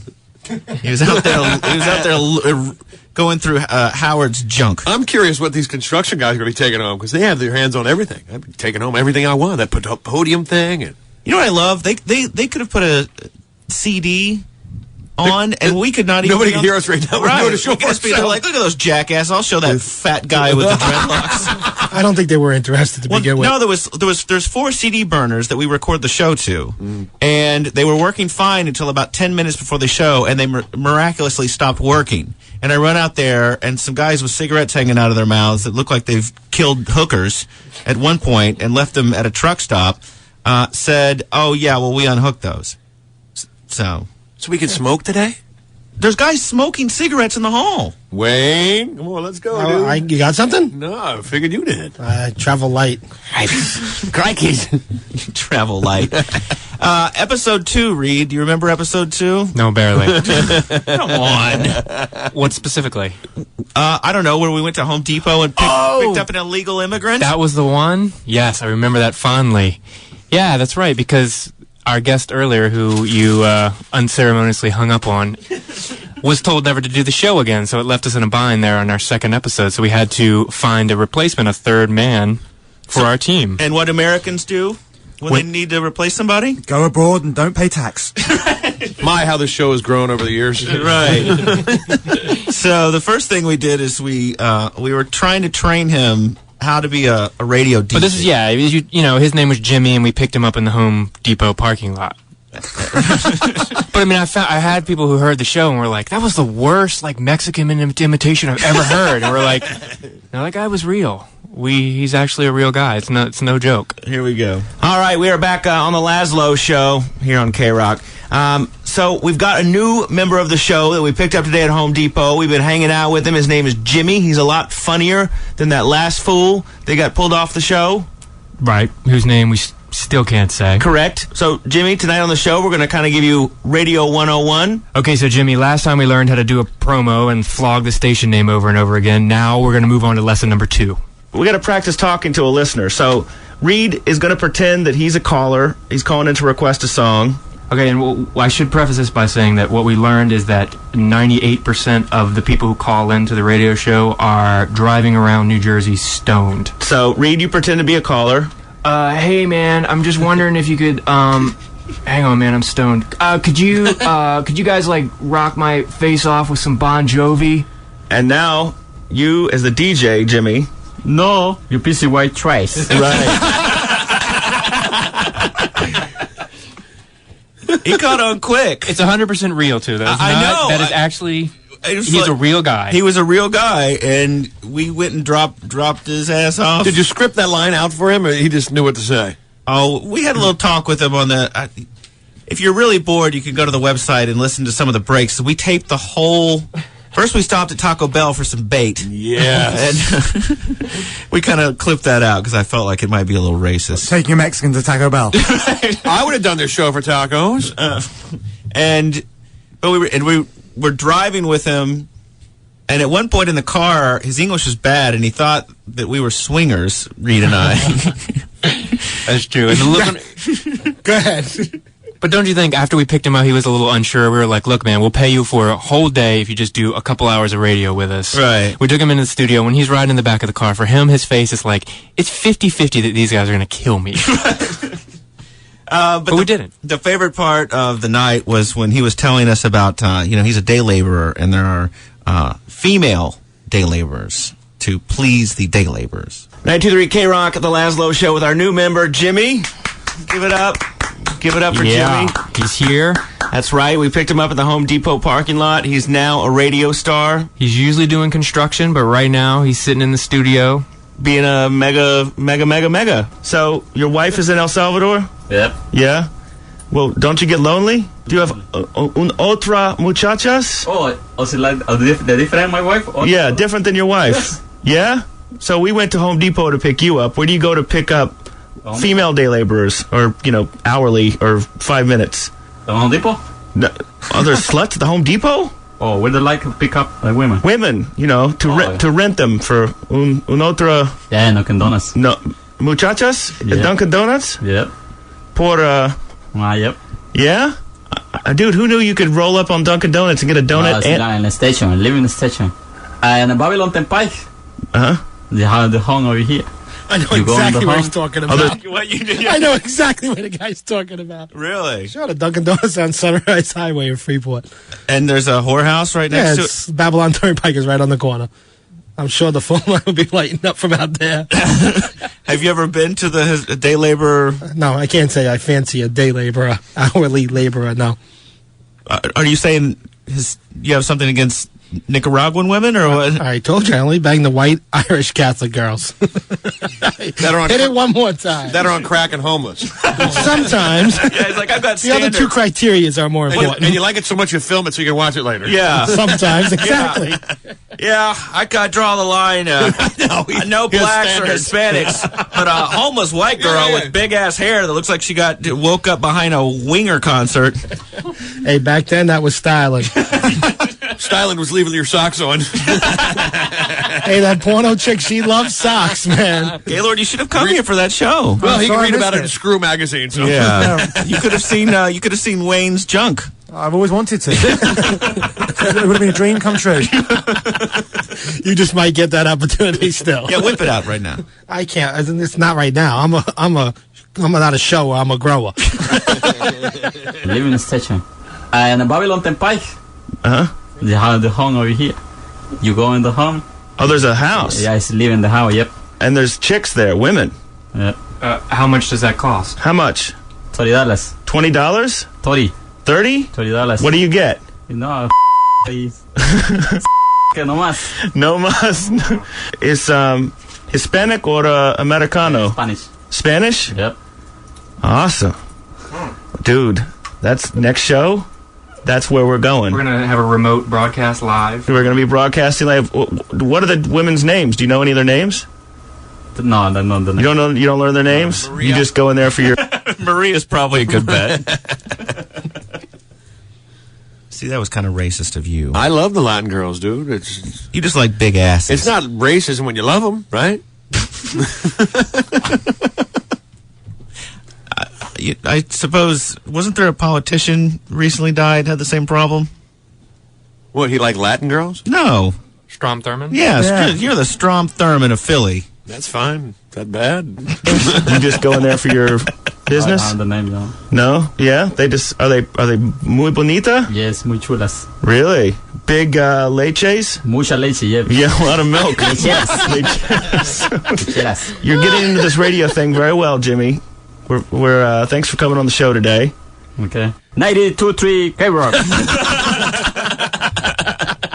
Jimmy was genius. I just like the fact that the way you check out women is by how much milk they produce. I love that too. You didn't know how to say chest in Spanish. Muchos leches? Well, no, because we were talking You just in the gotta car. say muy grande. And Hold your hands like this. They know exactly what you mean. You know, when he would say big boobs, he would just say a lot of milk. Really? Like women were cows. So, I was trying to use his lingo. You know what I mean? At $30 a time, they might be cows. Prostitution legal in England? No. Why not? I don't know. I know maybe it is, but maybe it's like it's weird there. I think. Are the hookers hot? I don't know. Yeah. You see them occasionally walking the streets, teeth missing. You know, same as everywhere. How about meth? You got meth over there? Not yet, but I get a feeling it's coming. Yeah. They always said that crack was never going to come to England, and now it's there with a vengeance. Do they really put plastic in the hash? Oh yeah. It's because they recut it. So they buy a block of £1 and then sort of smash it with some mud and repress it, and so the plastic that was lining it kind of gets stuck in the middle. Cheaper that way. See? Yeah, it gives you a really, really heavy headache that way as well. And you know this from experience? I've heard. Yeah? I know this from that guy we met in the Alps. Remember? Yeah, it's true. Don't smoke the hash. It's plastic in it. Yeah. Well, Gaylord always tells me that the hash is rolled on a young boy's thighs. No, is that young how virgin's thighs. Oh. You're just the one that extrapolates that's a boy. Coming up later on the show, we've got a clip from O&A. I was on there with Huey Lewis. Can you say that? Yeah, who cares, dude? That's what I hate about Being radio. sacked anyway. Like, It's over. right, this is the last show that we're doing. Well, because radio people have that mentality, like if you worked at McDonald's, you know, and somebody comes in and goes, yeah, I'll have the Whopper. And you go, no, that's down the street at Burger King. Oh, you can't say Burger King. You got to be fired now. That's the mentality people have. Well, you can't mention any other radio station in town. You have to act like people don't do anything. Act like they don't even exist. Right. Who? What? I don't know who they are. Yeah, you're supposed to just, like, pretend that everybody tunes in. Reed, you work at Time Out, or you worked at Time Out in New York. What kind of rubbish articles are they putting in here about deaf comics? I didn't see that one. How can that you... would be funny. Imagine if you didn't understand sign language, though, and you're sitting there watching the whole thing. No, I think they talk, too, like, what's the deal with airline peanuts? Something. Reed looks horrified, like when we were harassing Bob. They won't be listening. I worked at a radio station that this deaf guy would show up at appearances we did. How does the deaf comedian know he's doing good? Because he can't hear him laughing. I don't know. There's probably somebody in the back. What do they say in the article? Deaf comedian Doug Ridloff doesn't communicate with spoken words. Uses his face all screwed up and constantly looks like he needs to go to the bathroom. The American Sign Language Association has held events at the club for 3 years. Oh, there's other deaf people there, I think. Right. There's a deaf comedian doing sign language for his jokes, and there's the people in the audience have to be deaf, too, to get it. I think the whole room is deaf people, and then there's us screaming, you suck. Yes, let's go to one and yell and see if we can heckle them. They wouldn't even know. That'd be hilarious. We're the only ones, you suck. It won't faze him one bit. Oh, and so when they get really excited, they're moving their hands around really fast. We'll have to bring signs that say you suck and hold those up. Right. Either that, the room's got to smell, because it's going to be full of... deaf people don't smell. Seeing eye dogs, or hearing dogs, or whatever. That's something we got to tell Florentine to do for his Meet the Creeps. Oh, I thought of another good thing for Florentine to do the other day, but I forgot it already. Because I got drunk. That's entertainment. You gotta write everything down, dude. When you smoke too much weed, you forget stuff. Laz gets high of like a pinch. It's amazing what this guy smokes and gets wasted off of. Yeah. Then he acts like Mr. King Hippie over there, the save of the earth. I got an important meeting in 5 hours. I can't smoke. I was like, what? Man, 5 minutes it'll wear off. You're only having one hit. I take things seriously. Yeah, you I don't do. I pick up Wayne for this show. He sits in the car, and if we ever get pulled over on the short ride from his house to the train station, they're going to search the entire car. Because when he gets in, the car stinks. Hey, I'm the same way. I don't drink a drop before I do a show. Don't smoke weed. I'm professional. Even when I interviewed Snoop Dogg, and he's passing the blunt around, it gets to me, I'm like, no. I'll wait till I'm done interviewing you. Yeah, and I'm just saying, you're refinancing your house. And you have a meeting with the guy that's going to refinance. Do you smoke before you go? Do I kind of relax? That doesn't bother me because I'm paying the guy, my mortgage guy, to do all the work, so I don't have to do anything but sign. All right, see? But he's the type guy's got that appointment. He's got to go and he's got to be level-headed. He's got to be straight. No. I have people to remember stuff like that. Well, see, Lassie's got people. Yeah. Maybe that's what you need, some so people. So does he. He does. It's called wife. I'm sorry, girly. Yeah, all right. Dump out on you. Some more hate mail to Reed. Hey, Lazlow. I completely agree with you, Lazlow. TGI Fridays is an awesome restaurant. Lazlow. I'm a good friend of John, who emailed and gave you guys hell about it. But come on, how can you hate TGI Fridays? It's a great restaurant, seriously. And Reed, stick to the cookies and gay porn. The cookie part I understand, but the gay porn part is a little mystery there. I don't know. Did you admit something on the show I don't remember? I have no idea. And Big Wayne, how do you handle a breakup?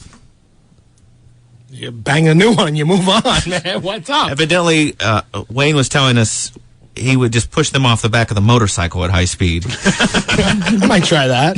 You have laid a couple of chicks out on the Brooklyn-Queens Expressway. I have one. I've left. I didn't leave her, but we had to walk from the Brooklyn-Queens Expressway. How fast were you going? I don't know, 60 or 70 miles an hour. And you pushed her out the car? No, we crashed. On a motorcycle. Oh, you crashed? Yeah.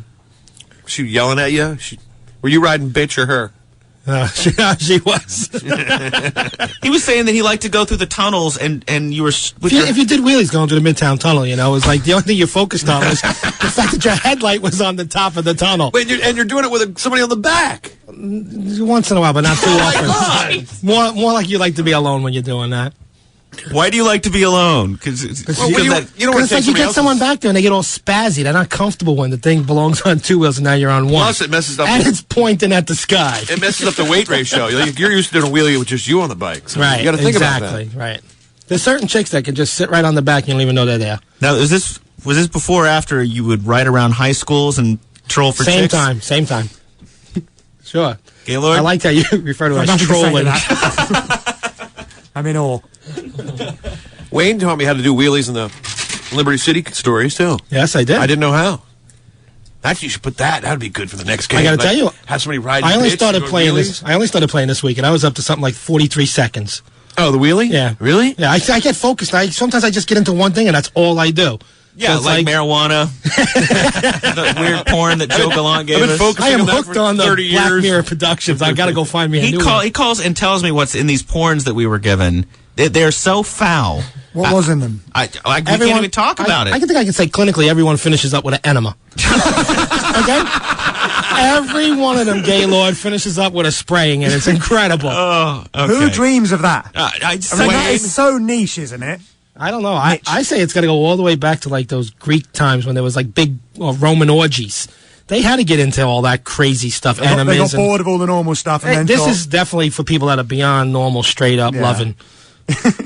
So it's very sort of Caligula-ish. Caligula. What a bad movie that was. Child's Play. I actually bought that on DVD because I wanted to see what the big deal was. Peter O'Toole's wiener. That's why I like that show, Rome. Everybody's banging and then dying. And then there's some swords and worshiping Athena. You constantly want to see guys' swords. I noticed that. Yep, during that Reed, porn. has he asked to see your sword yet? During that porn shoot, what did he say he was watching the whole time? Dino Bravo was awfully close to him. Right. I know that. You had your eye on Dino Bravo. No, dude. You said so in the last show. If you're standing a foot away from a guy and he still pulls not looking. his pants down... No, I'm like blinders. You stop the interview and you walk away and say, excuse me, I'm going to come back when you're ready. Yeah. You don't That's keep the first interviewing time, the guy Lazlow. for another 3 minutes. He was ready. Yeah, he was semi-ready. Are you done? No. Did you get a job as a fluffer? No. We found out that they don't have it anymore. They have Viagra now. You don't need fluffers. Okay. Yeah, it's all... See, look, pharmaceuticals... Industry ruins everything eventually, doesn't it? Right, all the fluffers are out of business. Yeah, I thought for sure we were going to see fluffers and They be should've offered went on- fluffing, but we weren't. The fluffer union striking. Hell no, we won't. Yeah. So I dug up a propaganda film from 1947, and it's propaganda in terms of it was teaching teens what to do to be popular. And Gaylord wants to go to Oklahoma with me because he's just fascinated with my stories of the burning crosses and the Big Macs and the all-night sock hops. What's a sock hop? What is a sock hop? Reed? Come on, you're square. I think it's a dance. It's like a 1950s dance. In socks? Yeah, they take And their shoes shoes? off. Yeah. No shoes? No, they take their shoes off. They slide around on the Are they floor. Japanese? No, it's like Happy Days. Okay. So far, you've learned about Chuck E. Cheese. You learn about everything American through TV. So there's Happy Days. Think about that. There you go. But this film was done in 1947 to teach teens how to act, and it was done in conjunction with the University of Oklahoma. Was going to be my alma mater, but I decided to move out of town. So this is called "Are You Popular?" Gaylord. Like the music? It's beautiful.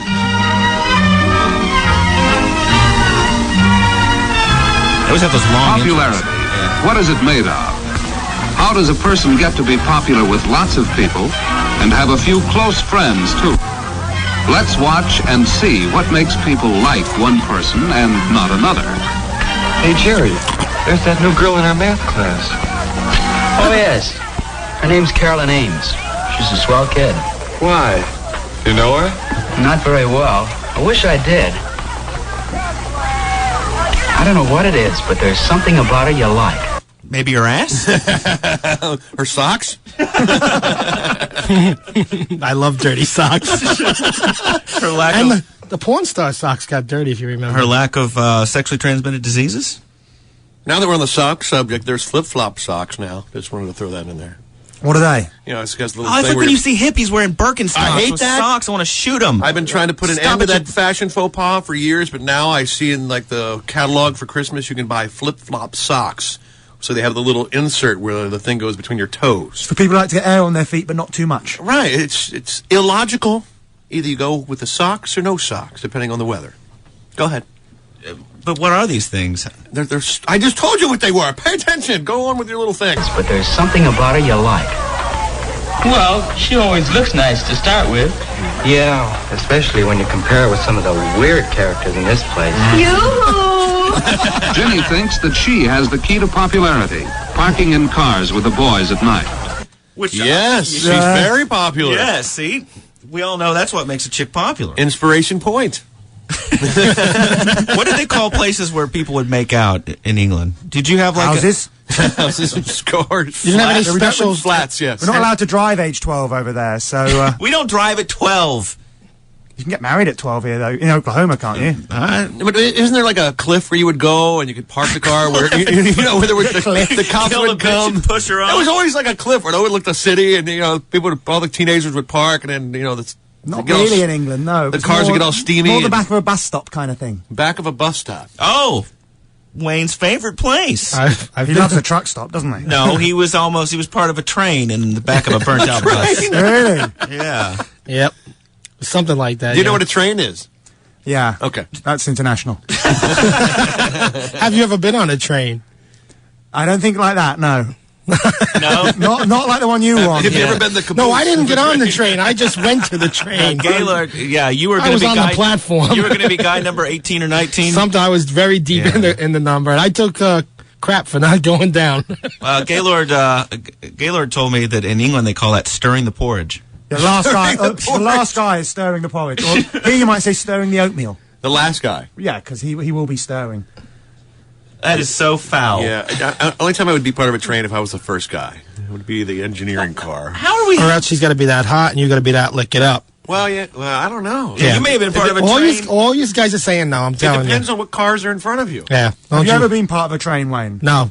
I'm saying you almost was in the... Yes, I almost was, but I had to... when you're number 18, Gaylord, you know, it's... 18? I was about, yes. I was well after 13. This I know girl's that. Amtrak. So yes, 1 through 17 didn't bottle out, though. Right, I know. Right, exactly. 17 must Was there have a guy very low behind you? Was there a self-esteem. 19? Oh, yes, there was, Who became 18? Yeah, who moved up, yes. And why was this chick doing this, anyway? I think her line was that she liked to relieve stress that way. The funny part was at this time she was only about 16 years old. I can't imagine how stressful her life was. But well, puberty's so difficult. If only 20 guys would bang me. But it was great because I was a little older than her, you know. I got called up and told to come down from some young guys that were only like 15, 16 years old. So when I showed up, I think I was going to say 19 or 20. Nobody wanted to go after you then. No, I came late, and it was like all the little fellas were taken care of, and now it was for the men, and it wasn't for this man. I passed. In this place. Jimmy thinks that she has the key to popularity, parking in cars with the boys at night. When Jerry brags about taking Ginny out, he learns that she dates all the boys. Filthy whore! Slut! But what that guy's saying is honestly true. You know, it's like, you know, none of our girls tell us the truth. They've all been with multiple guys. You want to buy that one guy. So your girl told you that she was with... That I was... Yeah, of course. Come on. I was not number It's one. the whole divide by 3 multiplied by yes, 3. exactly. Yeah. I always it's 3 to the third power, so it turns out to be something like 81. A girl tells you 20, it means When did 60. you take algebra? Don't worry. Right. You like how I came up with that, though, quick, huh? But it works in reverse, too. A guy says he's been with 60 girls, he's been with 20. Yeah, no, but the guy says he's with 60 girls because he's proud of it. Right. How many you been with? I'm in the 20s, 26, 27. Reed? Come on, last show. It's the last show. One guy. One guy. Come on. Come on, Reed. Oh, look how embarrassed. We're going to divide that by Now, 3. this is where it comes where he lied. He told the girl 2. She was 1, so it was only 1 before. But now now he's around men. He's got to say 22. He told Yoko she was the only slope he'd ever been with. Where's your little racial thing there? I think that deserves a little racial alarm. Give it to yourself there, bastard. Think so? Yes. Okay. Thank you. Damn! Tuck D. Damn! Okay, before the subject gets changed, Reed, give us a number. Give us a number. Go ahead, take a guess. Use your imagination. 3 divided by 3. I'm going to say 9. I'm just going to say the scooter really increased the number by like 3-fold. Wow. Pickle Park. Scooter can't get to Pickle Park, can it? No, not unless he carries it across the bridge. Come on, Reed. We're not going to get a number? You're not. Let's get a number from Lazlow's sister. No. Yeah. Yeah. Oh, Reed's with a quick yeah then. Change, get it to subject. You got a Reed's number? on the show. It's Reed's. Reed's got to come correct. Yes, we need a number. Come on. I'm not saying. Come on. Nope. Final show. Nope. Your girl is gonna. You better come out with a number because your girl is gonna get you and be like, "There's something you're holding back," and I met her. She's a nice girl, so you better put it on the line. How about we right turn now. the microphones and off? And she don't listen to the show. That's his other big line. She don't listen to the show. Write it down. Can you write it down? No. Oh. Use your imagination. Go ahead. I'm a homosexual!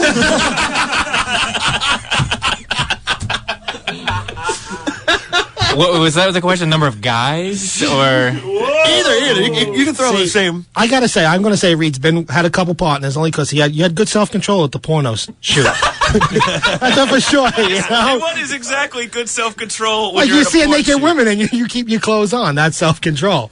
I see naked women sometimes. I just want to strip down. You wanted to take your clothes off just for the hell of it during the shoot? Hey, you're naked. You get naked. Right? You're naked, you're invited to the party. And the guy said that if Wayne wanted to shuffle the deck, he would make him part of the film. So, I was close. You didn't have any Viagra, and there was no fluffers. I don't need. I was looking for the fluffer, but I don't need any Viagra. Oh God, we're still not going to get a number, are we? No. What? I don't understand though. What was I supposed to do at the? There's 2.5 more hours to the show. Come on, this is dragged on long enough. Give us a freaking make it up. Ask everyone else. You have to wear the panties unless you give us a number. Okay, Lazlow, go ahead. I would say I think it's like 28. You are I think so 18. Are you at 18? Dude, you slept with 18 people last week. I'm guessing him. I'm in But I have to say, when you said 28, look how incredulous your sister looked. She was like, I grew up with that fool. She said you used to live above the garage, and every once in a while, late at night, there would be... Did you ever catch Lazlow in the act? You ever hear him? People in radio don't understand that. You have to step up to the head. mic and say something. Yeah, so she's. I forgot to tell you that she's a deaf comic, and so we've spoken to her, and we've put the number for you at 0 through your teen years. Sure. So that means You didn't get laid? Hold on. When did you lose your virginity? the day I graduated high school. Yeah, but also, see now, Laz, Were you because holding out? You were like, it was like, oh, I must wait. Jesus Christ was in my heart. Oh my God, I thought he was going to get in trouble. Laz, What did I say? Laz, I don't even believe your number because you've lied about a couple. Huh? And when you Who's he lied about? Well, the ones last week. He's had ones that he's talked about at the water cooler to make up that he had. Water cooler. Oh, yeah. Wasn't there a certain one named like Denise or something? Teresa. Yeah, you got to make up girlfriends. And then I know last Why? like 8 years, and then all of a sudden one day you blurted out that you were engaged to one. I was banging my boss. Right. And I didn't. That's hot. I didn't want people to know. So you made up girlfriend. So I made up a girlfriend. I would make up little stories as I walked around the house. I'm like, yeah, I had a great weekend with Teresa. They're like, how's she doing? Did your boss ever get jealous of the fake girlfriends? No. And then he got over it. And then somebody said, weird. And then we were supposed to He go. got over it. I love it. We were supposed to go on a business trip. You and the fake girl? And no, like real a bunch girl. of people from the office. Okay. And they put me and my boss in the same hotel room. And I said, well, what did you do that for? And they said, because, everybody knows, Lazlow. Everybody knows that you guys are together. And we told her you were cheating with Teresa. And that's the day that I started. Teresa was involved in a horrible accident. Mountain climb. If I never correct you, like it's sold as a mountain climbing accident. Yeah, I think we went to Inspiration Point and I got her drunk on absinthe and pushed her off a cliff. She wasn't popular. So you see, your credibility at 28 seems a little. I'd have to question. I would have to recount, to be honest. Could you even do that? I can't remember them all. Like, that's ridiculous. Yours should be easy to tell by the stains on the pool table. On the pool table. Now, only a select few get to do it on the pool table. That's usually hands off. So, yeah. You all right? Something's happening. Oh, okay. What pool table? We're supposed to keep going. Ed's got a pool table in his house. You're such a train wreck, cousin Ed. Can I tell you that while I have a tear in my eye that this is the last show that we're doing on K-Rock. That's a tear, huh? I am so happy to be rid of this equipment. It's like dude, stuff just stops working over here. No, but then it started with, look, these microphones work today with the phones. Because remember, if Gaylord, the microphone you talk in, the one I talk into, if somebody called us, they couldn't hear us. Yeah, no, I was on before. You couldn't hear anyone on the phone. Right. And so they fixed it for the last show. Thank you. They're closing The the place engineer's been down. working on that for how long? Thanks. Get right to it. Yeah. Upset those guys. Popularity, parking in cars with the boys at night. When Jerry brags about taking Ginny out, he learns that she dates all the boys, and he feels less important. What about Ginny? Does that make her really popular? Do the boys and girls like her? Is she welcome to join this group? Are we doing all right? Oh, no, we're good. Wow, the last day you called for that. It's going up, dude. That's awesome. The CD burner just kind of stopped working on me. But I got the DAT. We're all right. You guys look. That's awesome, dude. That's power right there. Yeah. They're actually listening. Watch this. Hooker. Why don't just show up? Keg. Absence. Nothing. AIDS. Is she welcome to join this group? Here, Jenny. No, Thanks, girls Jerry. who park in cars are not really popular. Not even with the boys they park with. Not when they meet at school or elsewhere.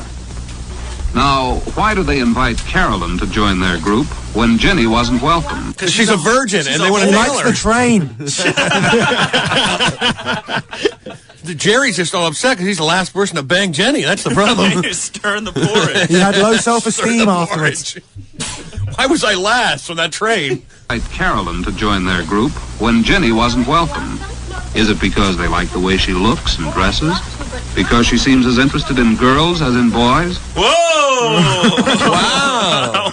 Dude, who knew there was little bisexual themes in 1947 propaganda films? Hoping for a little threesome at the sock hop. Dude, I was ranting about the equipment. I know. You feel bad now, don't you? Dude, they can all... Wayne, will you prevent me from getting beat up? I'll try. Okay. At least you know people are listening. In the building. Dude, the entire time we worked here, I never saw one engineer. And We never saw anybody. It's like a Right. zoo in here tonight. Do you know what the engineer at our station's name is? Have I ever told you that? Stern used to laugh his ass off about it. Richard Bag. And he hates to be called Richard. They don't call him Dick? You have to call him Dick. I love Dick. And the engineer, the engineers are hilarious because we'll get these new interns, and the interns will come around with like the mail, and they're afraid to say it because they see it on the mail. Like, where's Oh, God, that's a field day for that. Where's Dick Bag? Like, you can say his name out loud. They're really. He's over here in my pants. And Jenny wasn't welcome. Is it because they like the way she looks and dresses? Because she seems as interested in girls as in boys? Because they've heard no scandal about her? I guess. Oh, hello, Wally. Muchos leches. I was wondering if you'd like to go to the Strand to see a movie Saturday night. And then go over to Teen Town, maybe. Teen Town. Is that Inspiration Point? Teen Town. No, Chuck E. Cheese. Chuck E. Cheese.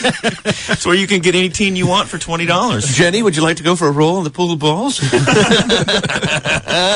Saturday night. And then go over to Teen Town, maybe. Well, yes, I. Or if you'd rather go with the gang on a skating party and weenie roast.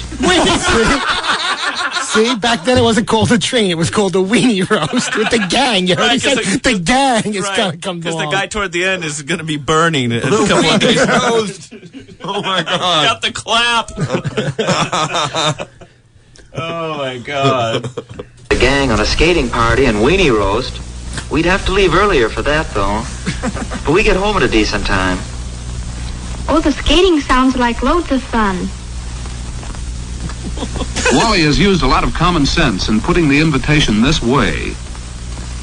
It shows he has thought about what Carolyn might like. And he has implied his price range. The Listen, bitch, I got $1,100 limit. That's Wayne's limit. That was the limit back in 1940? No. Back then it was like $11. No, $11. Dude, you could buy a person for $11 back then. And people did. Nah, see, In Oklahoma. Wayne's dating advice to his friends is if you spend $1,100. Whatever comes first. It's like 4 dates or $1,100. You're done. You like that? Do you like that theory yet? Total, you add it all No, up. It's either in 4 dates you spend $1,100, or if you spend $1,100 on the first date, you better get some action.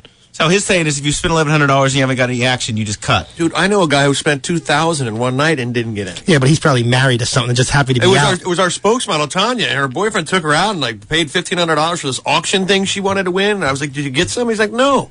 You could have had 4 hookers that night. Really?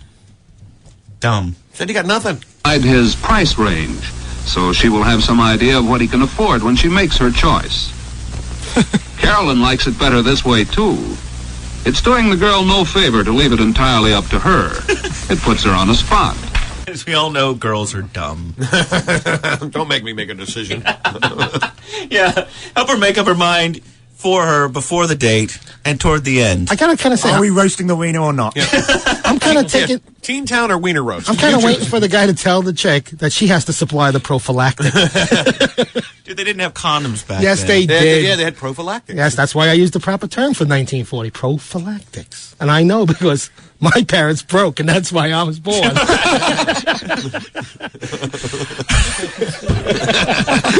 you ain't even got a comment for that. Wow. It's actually true. And they told you this. Yes, my mother and father were in their 40s when I was born, dude. Come on. And they said, Wayne, you've been a mistake all along. You're an accident. Exactly. I was a Labor Day weekend accident.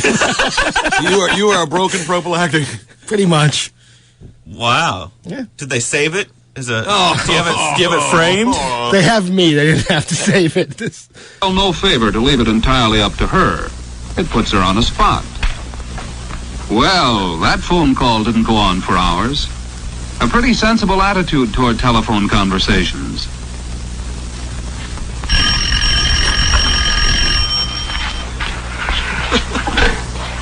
Hello? What's up, bitch? Is Bob there? Oh, hello, Jerry. Oh, the props are coming along all right. That's good. Hey, Carolyn, how about a date? Well, I don't know, Jerry. When did you have in mind? I got some crystal meth. Well, if not tonight, right now, while we're talking on the phone. You think they had phone sex back then? When did you have in mind? You don't think so? No, I don't think so. Hey, Dave, it's me. Show me those stumps. What you wearing? I was just thinking about your bloomers. Did you take off your hoop skirt now? Hoop skirt, brassiere. Girdle. Did they have a girdle? Yeah, because they were pretty chunky back then. Yeah. I mean, they were pretty chunky. There wasn't that many thin ones. Yeah, you didn't see any midriff showing because they had a little belly, little pouch. All right. Well, what are you doing tonight?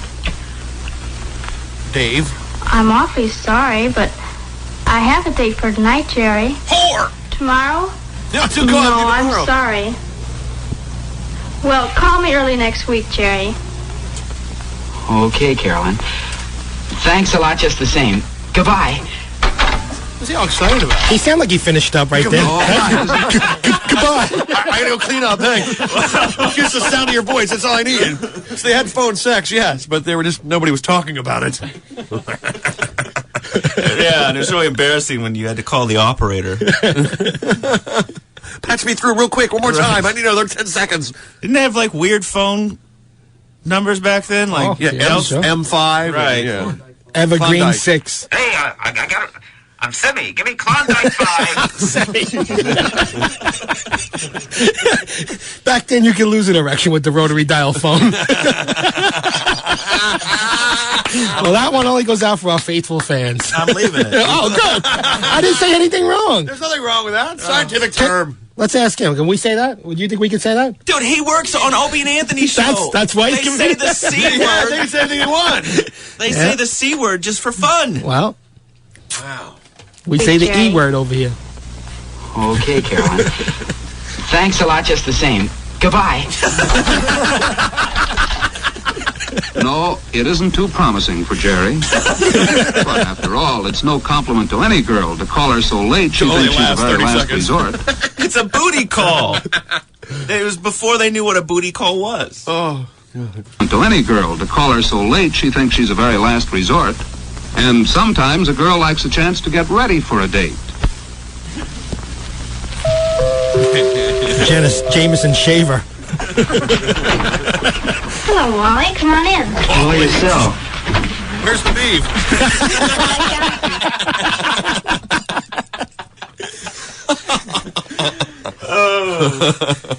Come on in. Hello yourself. This is Wally Johnson. Well, hello, Ollie. How do you do, Mr. Ames? I bought your daughter a hot trimmer. Let me upstairs giving her a haircut. Now we're going to Wiener Roast. Before you roast your wiener, trim. Remember, the troops don't like hairy girls. It's more of patriotic, I think, to trim. Don't you think? Depends if you're still Anti-Bush? shaving. Well, you can shave in the Stars and Stripes now. How do you do, Mr. Ames? Don't let me interrupt your eating, Mr. Ames. Thanks, Wally. I was just looking into the world of events before we go to dinner. It looks like we've bombed some more slopes. I mean, look at that. Events before we go to dinner. Oh, Carolyn, I made some brownies today. Maybe you and Wally would like them when you get back. There's some milk in the icebox, too, isn't there? How does that sound? Gee, that sounds good. We'll take you up on it, Mrs. Ames. As soon as I finish nailing her in the back of my van. I'll come back in for some hash brownies. Gee, that sounds good. We'll take you up on it, Mrs. Ames. Thanks. Carolyn and her mother have found one way a girl can repay a boy for entertaining her. And it's not brownies. Wow.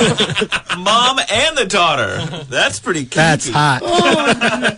You ever do that one? I have that as a fantasy, to tell you the truth. Oh, God. Mom and a daughter? Sure. Yeah, it depends how hot the mom is, though. Mom's got to be hot. You think mom, you think old. Daughter's got to be legal, so she's going to be at least, 35? That's out of my age bracket. It's quiet.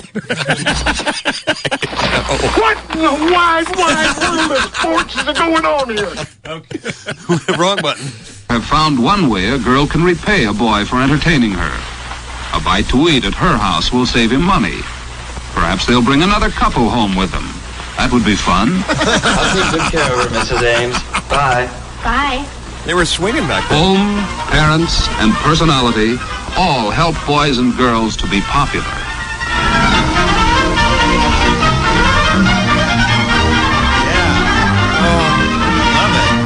I'm hurting. That was funny. That was funny. I love propaganda films.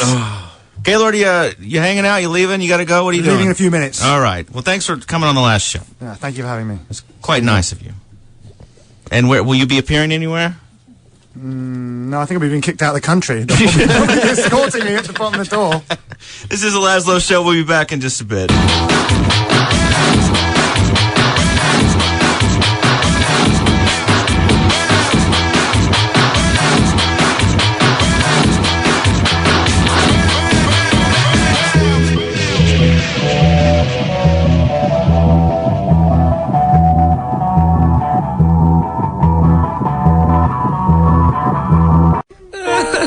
Oh, what's wrong, Ryan? Ah, son. Are you upset it's the final episode of the Lazlow Show? Yeah. Ah, well, get over it, or I'll break your other arm. How's your arm, Ryan? Ow, it hurts. It only looks broken, sweetie. You be good, son. Your mom and I are going to a swinger party. For now, we'll let the Lazlow Show babysit you.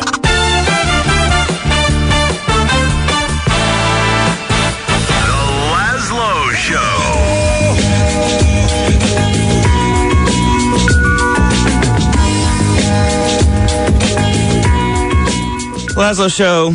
It is 92 free K-Rock. Is that what you guys say here? I don't know. 92 free? To be honest, You'd think they'd write it down somewhere. I didn't even read the memo. Wow, that was good. K-Rock's remaining date. We're still K-Rock, it says. Blah, blah, blah. WXRK, New York. Blah, blah. You should have read that before your show. You know, considering half the machinery's changed in the room, just trying to stay on the air. You know what I mean? And considering Wayne almost got into a scuffle. A scuffle. Little fender bender. The show is archived at lazlow.com. You can listen to every episode that we've done so far. This is episode 23. We started in July when Reed was a young boy, and it's good to see that he's brought so much to the show that he won't reveal anything on air. He was at number 27 back then. Why won't you reveal anything about your personal life? What do I have to get? What do I have to gain by that? What do I get? It's openness. What do I get? You reach self-actualization by being honest with yourself. It's harder to be honest with yourself than everybody else, you know?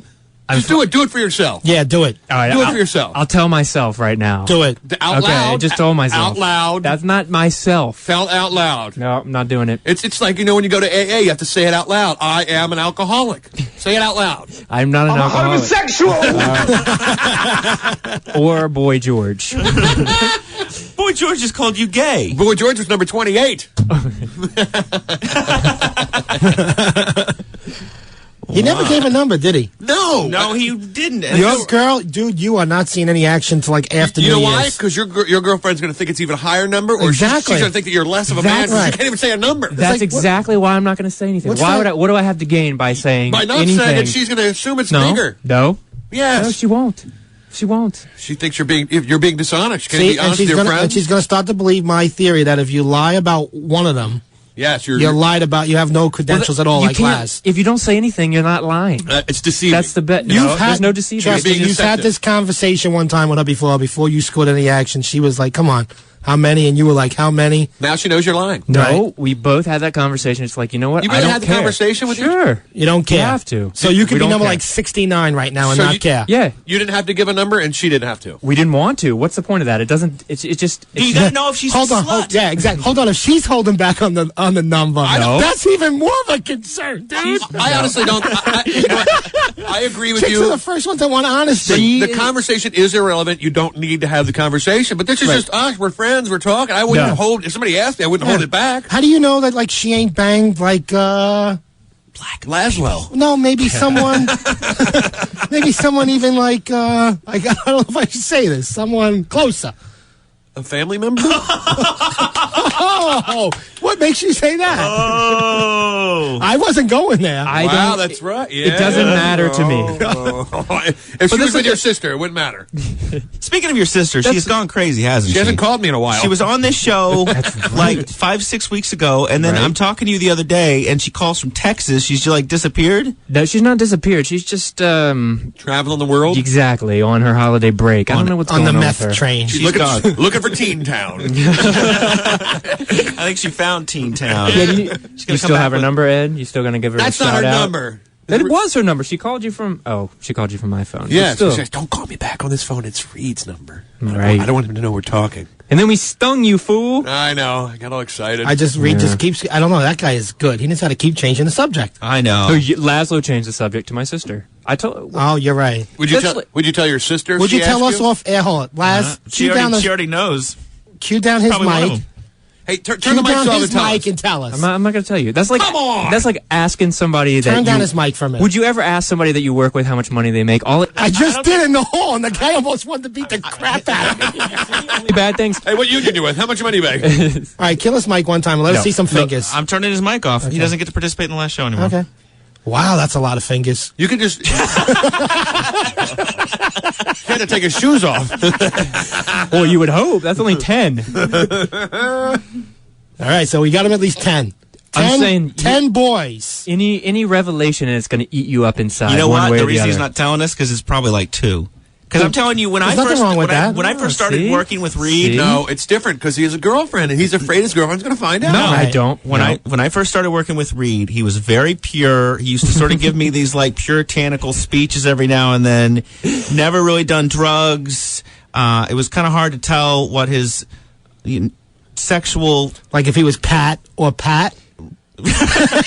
I believe when the porn stars were in here, the only person they had a question about was you, Lazlow, about whether or not you were gay or not. Is that correct? Well, it's because I was a little scared of him.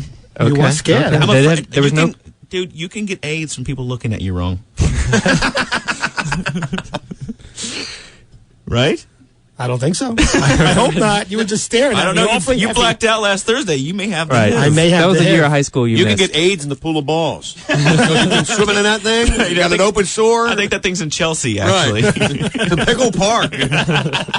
Don't walk your dog there. So Reed sent me this. Where on the internet were you where you found Christian rap?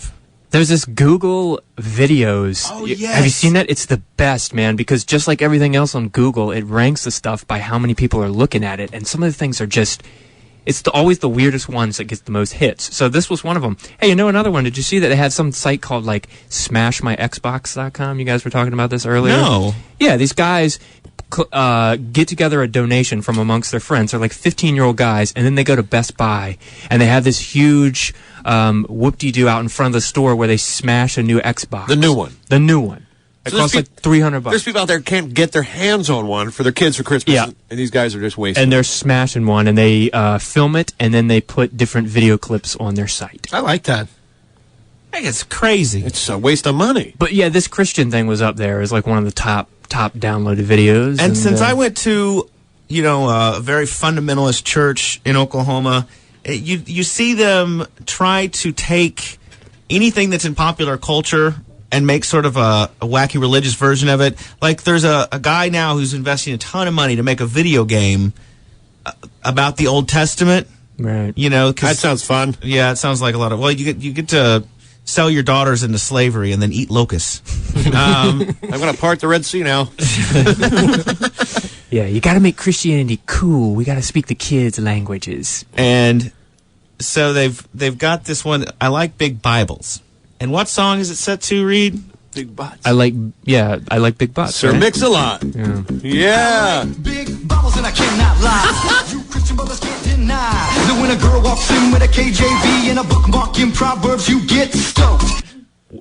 When she walks in with a KJB? Right, King James Bible. Yeah. And does it matter at all to the Christians that the source material is about big asses? I love that Lazlow could break it all down. He knew exactly what KJB was. Sure. You got to know if you're in the King James version. See, there's some people that like the version that was edited thoroughly. They were all edited. Right. I like to read mine in Aramaic. When a girl walks in with a KJV and a bookmark in Proverbs, you get stoked. Got a name engraved, so you know this girl is saved. She's got her name engraved in the Bible, so you know she's saved. Uh-oh. Uh-oh, they're coming to get us. I think Eric's fighting with the engineers out there. Did you hear that? There was a little screaming. Yeah. They're like, hey, fool. Howard's left the building, but you're with Opie and Anthony. Give us back your vibrating panties. Well, I still got them on. You Christian brothers can't deny that when a girl walks in with a KJV and a bookmark in Proverbs, you get stoked. Got a name engraved, so you know this girl is saved. It looks like one of those large ones with plenty of space in the margins. Space in the margins. Everybody loves a Bible with plenty of space in the... Gotta love a margin. Space in the margins. Baby, I want to read with ya, because your Bible's got pictures. Your Bible's got pictures. What's the proverb number you always see up at like sports games and people are holding them up? 3:16. That's John 3:16. Right? Yeah. What does that mean?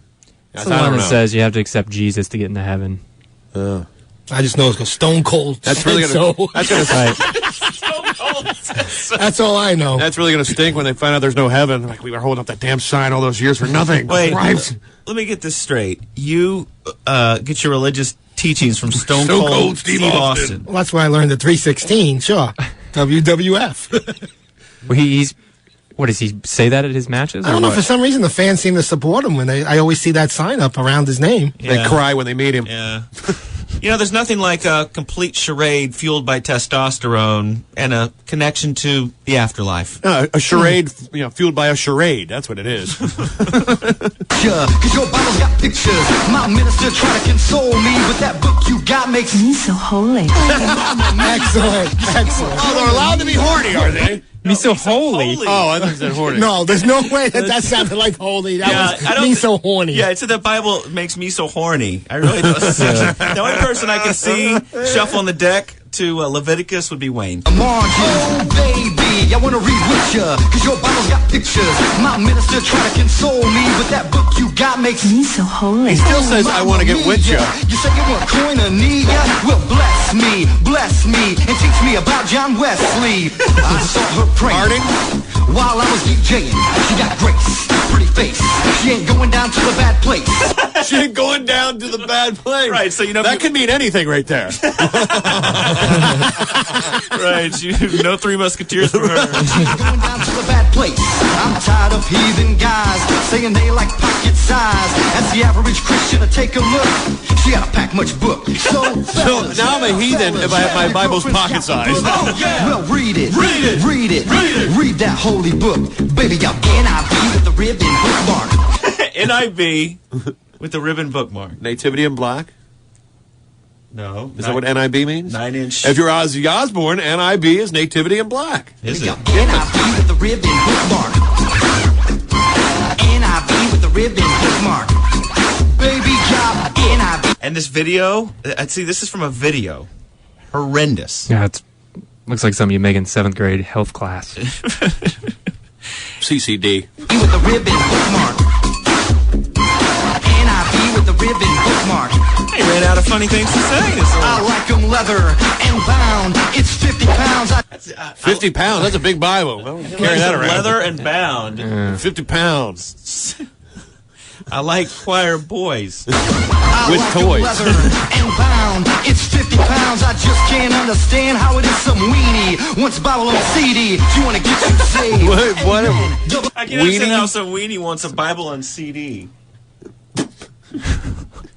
I don't know. These people run the country. Yet, but he'll make a video out of it. These people run the country. Amen. Double up. Amen. Because Paul wouldn't use those anyways. I like them real thick and red lettered. You can't find nothing better. Southpaws in love, Bibles that big are unheard of. So I'm sitting here thinking, what if I find me a girl that shows midriff? You can have those bimbos. I keep those chicks that do devos. A word to the Christian sisters, I can't resist ya. I do God's time with ya, but I gotta be straight when I say I wanna pray till the break of day. So there's no hanky panky. We're gonna get together and pray all night. But there was a girl with midriff. That was okay. After you pull out, sometimes you pray. It's okay to get with her. I'm really offended. You know, it's okay to get with her. It's okay to get with her and sit. And you have a girl who has midriff. Midriff? Yeah, you didn't hear that in there? I heard it. Yeah. Midriff. This guy's going to burn in hell. Well, first off, I think if you're going to do a rap tune, and considering you can just download loops off the internet, you don't need to do Baby's Got Back. Right. It's a song about big asses. Actually, that guy stole, and that's one of the commandments. So yeah, it's true. He did steal. He's going to burn in hell. Oh, please, dude. You know, I've got this nationally syndicated technology feature I do. It's a daily tech update that's 60 seconds long. And I found out that a Christian station was stealing it and running it on the air. Wow. And not paying me. I had this whole conversation with the guy. I was like, let me get this straight. I would just email him, thou shalt not steal. No. Double up, amen. I'm going to come down there with my big Bible and my rap songs. I had this whole conversation with him. I said, let me get this straight. You are running this feature. You know that you're supposed to license it and pay for it. I go, this is how I put food on my table. And marijuana in my what are you, a pilgrim? Cigarette rolling papers. So you suing him? Is he going to pay? And some Blumas.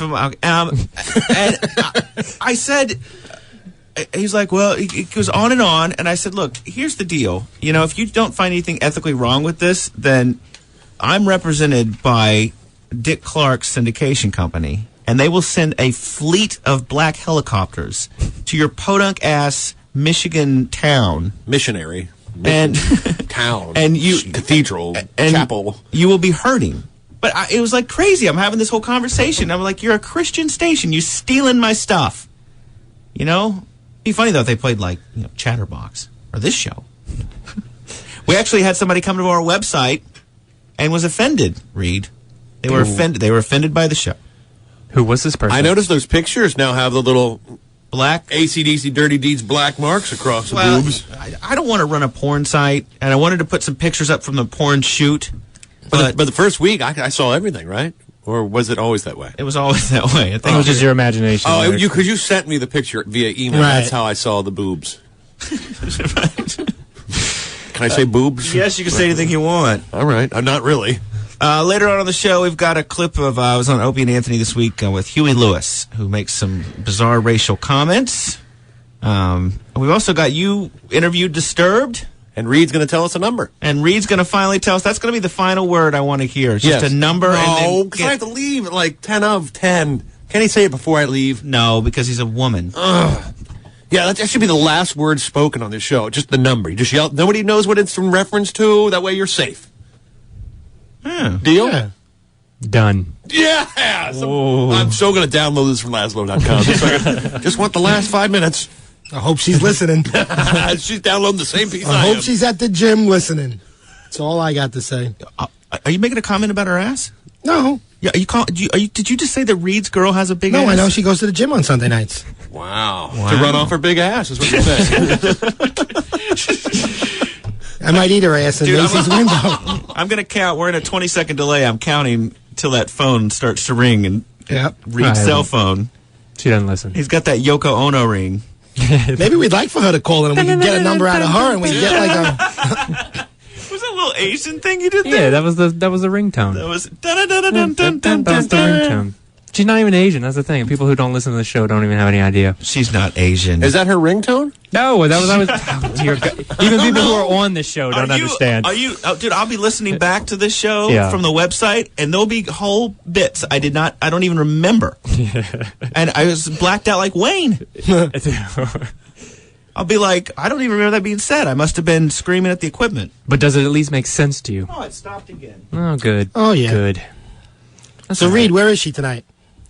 Yoko? Yeah. Out to dinner with friends. Oh, wow, you can call her Yoko. She doesn't mind, or just on the show? Well, that's Reed's friends now call her Yoko. I know. Excellent. Well, that's what Big Wayne and Lazlow have dubbed her because they think that she's trying to break up the show. We have a... It worked. Tonight's it. I know. And I have to say, for the first time today, that when I was about to go to our pre-show meeting, our dinner at the Noodle House, she was like, you know what?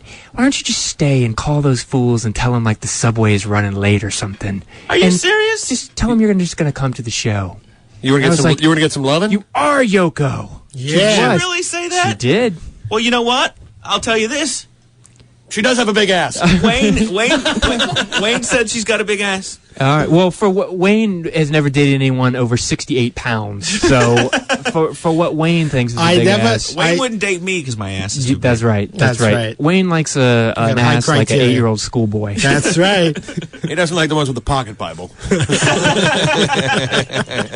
It's got to be leather bound and 50 pounds. Yeah. Any pelvis that could actually squeeze out a child, Wayne isn't into it. So all I know is at Reed House, reverse cowgirl's got to be a serious good time. I'm trying to stir it up. It's getting personal here. Have you had that since the porn shoot? Did you teach her? Did you talk her into reverse cowgirl? Did she know what it was already? I would check her past numbers and see if they know. Well, for one, we can't say the name of what the movie title was, but believe me, it had nothing to do with what you're talking about. Yeah.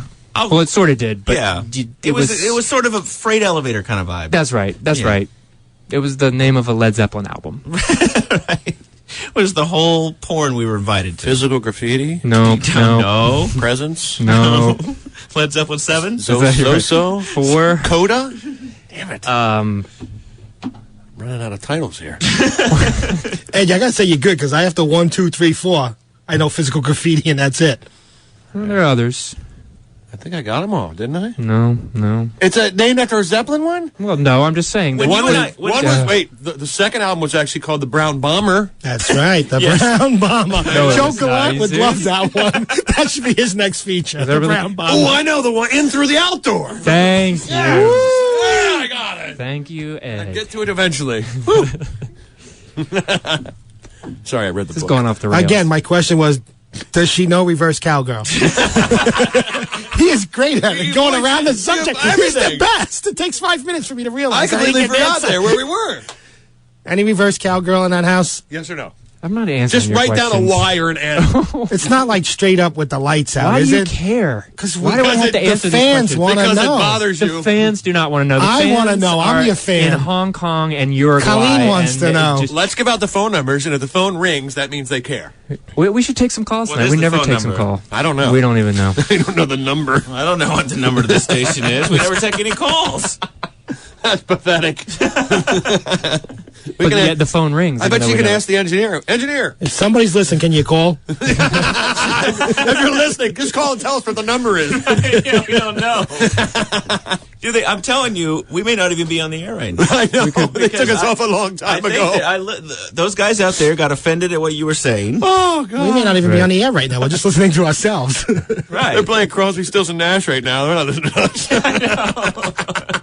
It's all Christmas music 24/7 now. Correct. All right, to the first caller.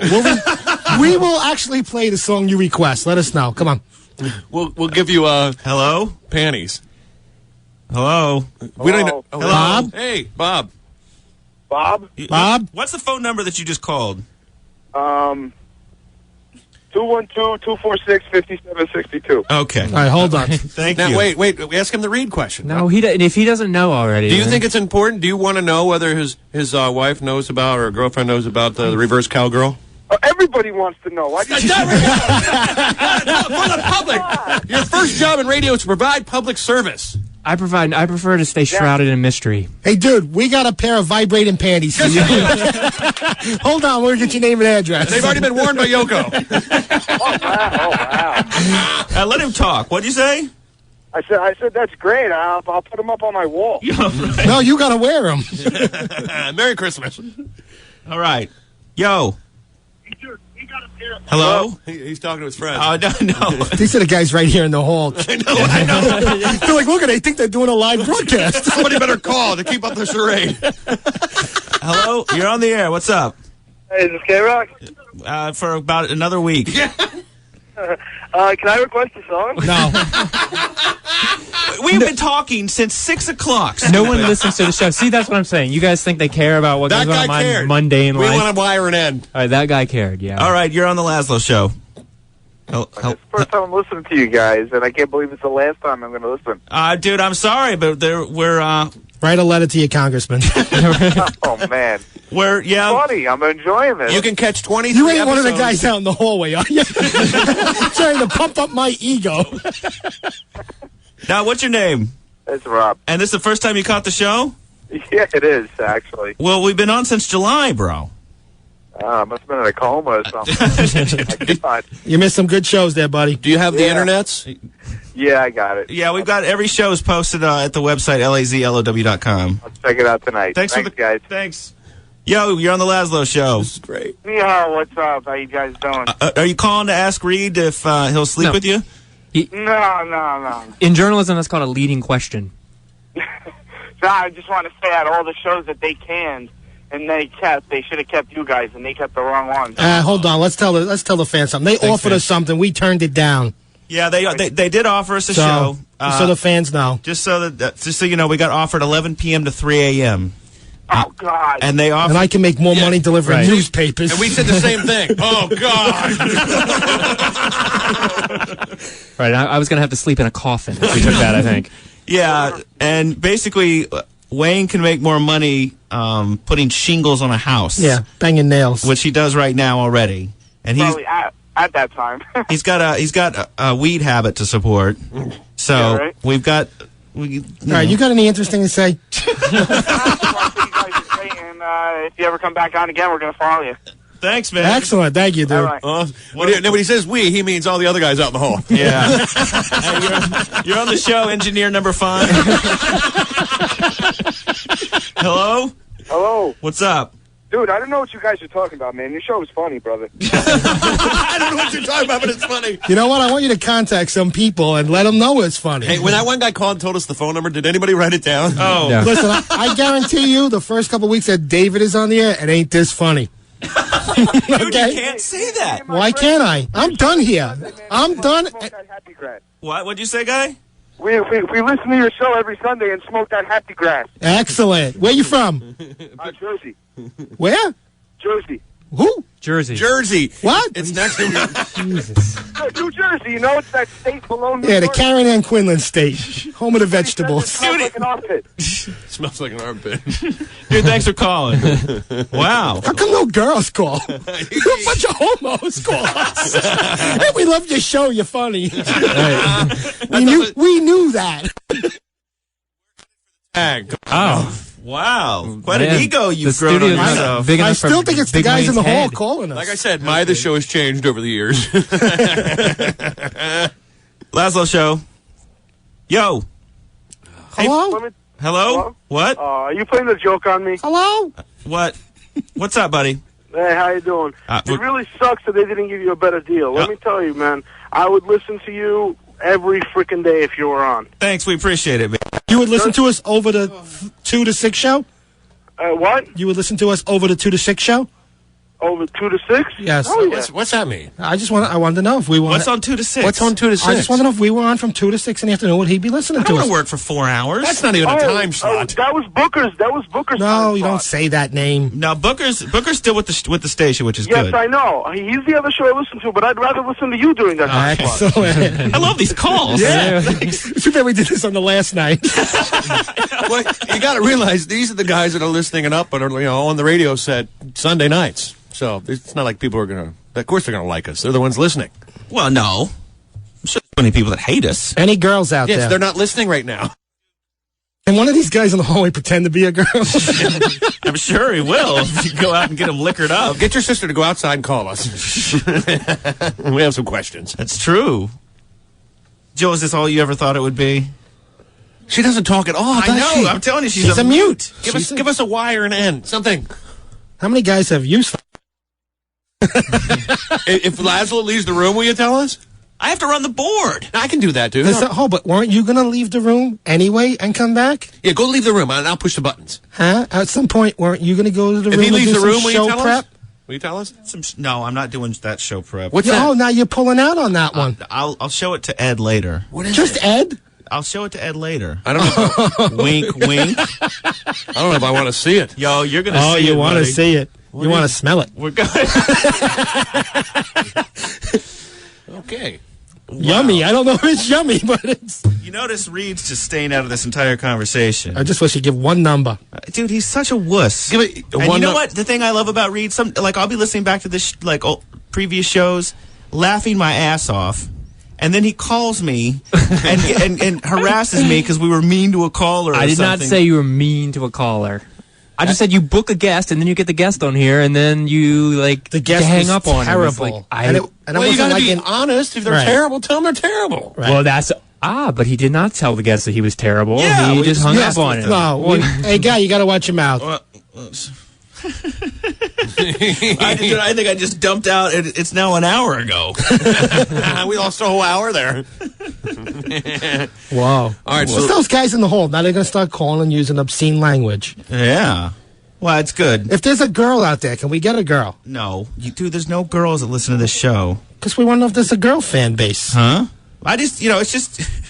What about the 18-year-old who sent us a couple of pictures? She wasn't What 18. That was the problem. She wasn't. They said she was Oh, going to be that's 18 right. by Christmas. She said she was 18. By Christmas, and Dude, that's she pretty sent me close. cheerleader photos. Yeah. You like that, didn't you? I'm wearing my girlfriend's cheerleader shirt from high school. What? You were a... Oh. That boy? That boy? Hold on. You said high school. That says 93, 94. That would put her in her 30s right now, my friend. Yeah, it was probably middle school. That. All right, so back to Reed. At the end of the show, I want a Y or an N and a number. So she'll just think we're playing bingo, and you'll just go N38, and we sign off. Give me your phone number and I'll call you with it. How about that? And I'll announce it on my show tomorrow. Great. I don't know anyone in Philadelphia. You know what? We could edit it into the internet thing. Put it on Lazlow.com. Why don't you just make up a number and edit it in? It's not How would much- that be? No, we need your voice. All right. So you were with... why were you with Disturbed this week? Did they play... They did 2 shows in Philadelphia, Friday and Saturday. So they came into the studio 3 o'clock on Friday, and I recorded and produced an hour special with them to run between 7 and 8 during my show. So I worked for 3 hours to get the hour off. You a big Disturbed fan? They really don't do anything for me. I think the guy he's way too much into metal. He takes it, it's like a religion to him. I'm very passionate about metal. Yeah, I heard him on Opie and Anthony, and he was very serious about talking about politics. Right, and I like to have fun. And fine, you can be serious, but have a lighter side to yourself too. because you tried to talk to him about hair, didn't you? Oh, this was the guitarist. He was actually okay to talk to. Who's the main guy? Did you who did David Draymond? And you he's the talked one to- with the talons in his chin. Yeah, those weird earring, body piercing things. Oh yeah, because you talked. So he's got stuff to his face. Yes, talons or tusk. What do you call those exactly? Just for those who don't know, dust talons. Yeah. Because I have some earrings like that, and when I wear them to sleep at night, the pillow always gets caught. And I'm curious, do you sleep with them on? I usually take them off before. Because I'm thinking about, I'm picturing you like munching carpet, and all of a sudden, they get caught on the sheets. Next thing you know, you're stuck down there. You'd be surprised. Some girls actually want me to leave them in when I do that kind of work. But to be perfectly honest with you, when I'm really trying to pay attention to detail, if I go ahead and I put my head down like that, these things tend to swing around so that the points are up front. And, while I like to leave my mark and all, I don't want to make it permanent. So you were with a vampire last night, I'm guessing. What a psychopath. Pay attention to detail. I'm not doing that when I'm down there. Paying attention to detail. People got too much crap in their face these days. It's like that bit in Pulp Fiction. You know what I mean? He says he doesn't take him out, but he travels. How does he fly? Oh, it's true. Does he go through the metal detector? People got too much stuff in their face. You used to have stuff through your face. You have more midlife crises than any person I know. You had a mohawk earlier this year. That's coming back. Then is it? Yes. When you're done with the Eagles. I was trying to grow it in before Christmas, but, just to, freak out the girl's grandfather, and I wasn't allowed.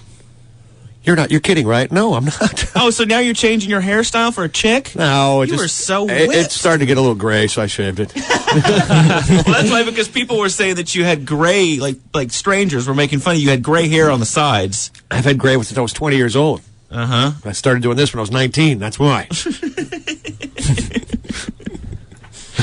I love it. Yeah. So is this hair bit any good? What is this Disturbed thing? No, none of it's any good, to tell you the truth. Really? No. You don't like any of the interview you did? I can't listen to myself at all. I hate listening to myself. Do you? Do you like listening to yourself? I don't know. It drives me crazy. This show I can listen to because it's not just me. It's other people. I tune myself out, as most people do. I don't. So this is you talking with Disturbed. The guitarist. He just got married, I think. Why would you get married if you're in a rock band?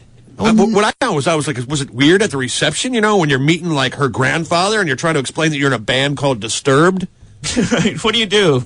I got a bunch of stuff in my face. I'm in a band called Make Disturbed. chicks bloody. Did you wear the talons to the wedding? Yeah, I did.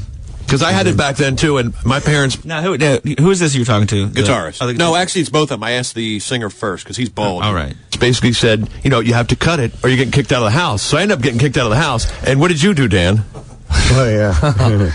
Everybody in the room's guess you pointing must you know the story behind it. Everybody's pointing at you like you had a story or something. Oh, yeah. Well, on our MOL DVD, there was a little story about this. Was as soon as I got out of high school, my dad offered me a job working construction at the place he was at, and my dad's very old-fashioned, and a lot of the guys were old-fashioned there, and they're telling me, "Oh, well, you got to get your hair cut if you're going to work here." And at the time, I was totally into having the long hair and being in the band and stuff, so I went out and bought a short-haired wig. And what is this? He's in a metal band, and he buys a wig to keep his job at the construction site. What construction site are you working at where there's no guys with long hair?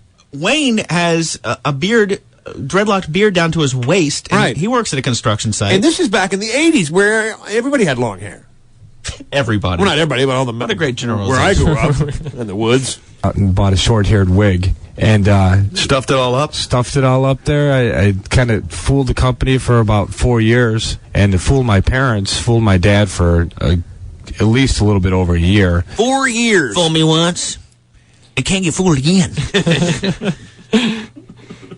Wearing a wig for 4 years, bro. How did you not? Yeah, and you're doing construction. I mean, that's right. That's hard labor. It's like Tom Hanks' first sitcom. You're sweating, you're bouncing around, fake boobs, carrying stuff. At least a little bit over a year. Really? Before I let him know, and I was still living at home at the time with my parents. So Mom didn't see like the hair in the shower. Well, I let her in on it shortly after. Cause, I could trust my mom to keep a secret, and she was a little bit more open-minded. My son. Were your parents like that? Because my mom was. My son's a tranny. Like I pierced my ear so many times. Every time I would do it with a thumbtack, and it would get infected a week later. And finally, my mom's like, "Look, don't tell your father that I did this, but I'm tired of you having an ear infection. Come over here." So she took my brother's hypodermic needle because he was a diabetic, and she pierced my ear with it.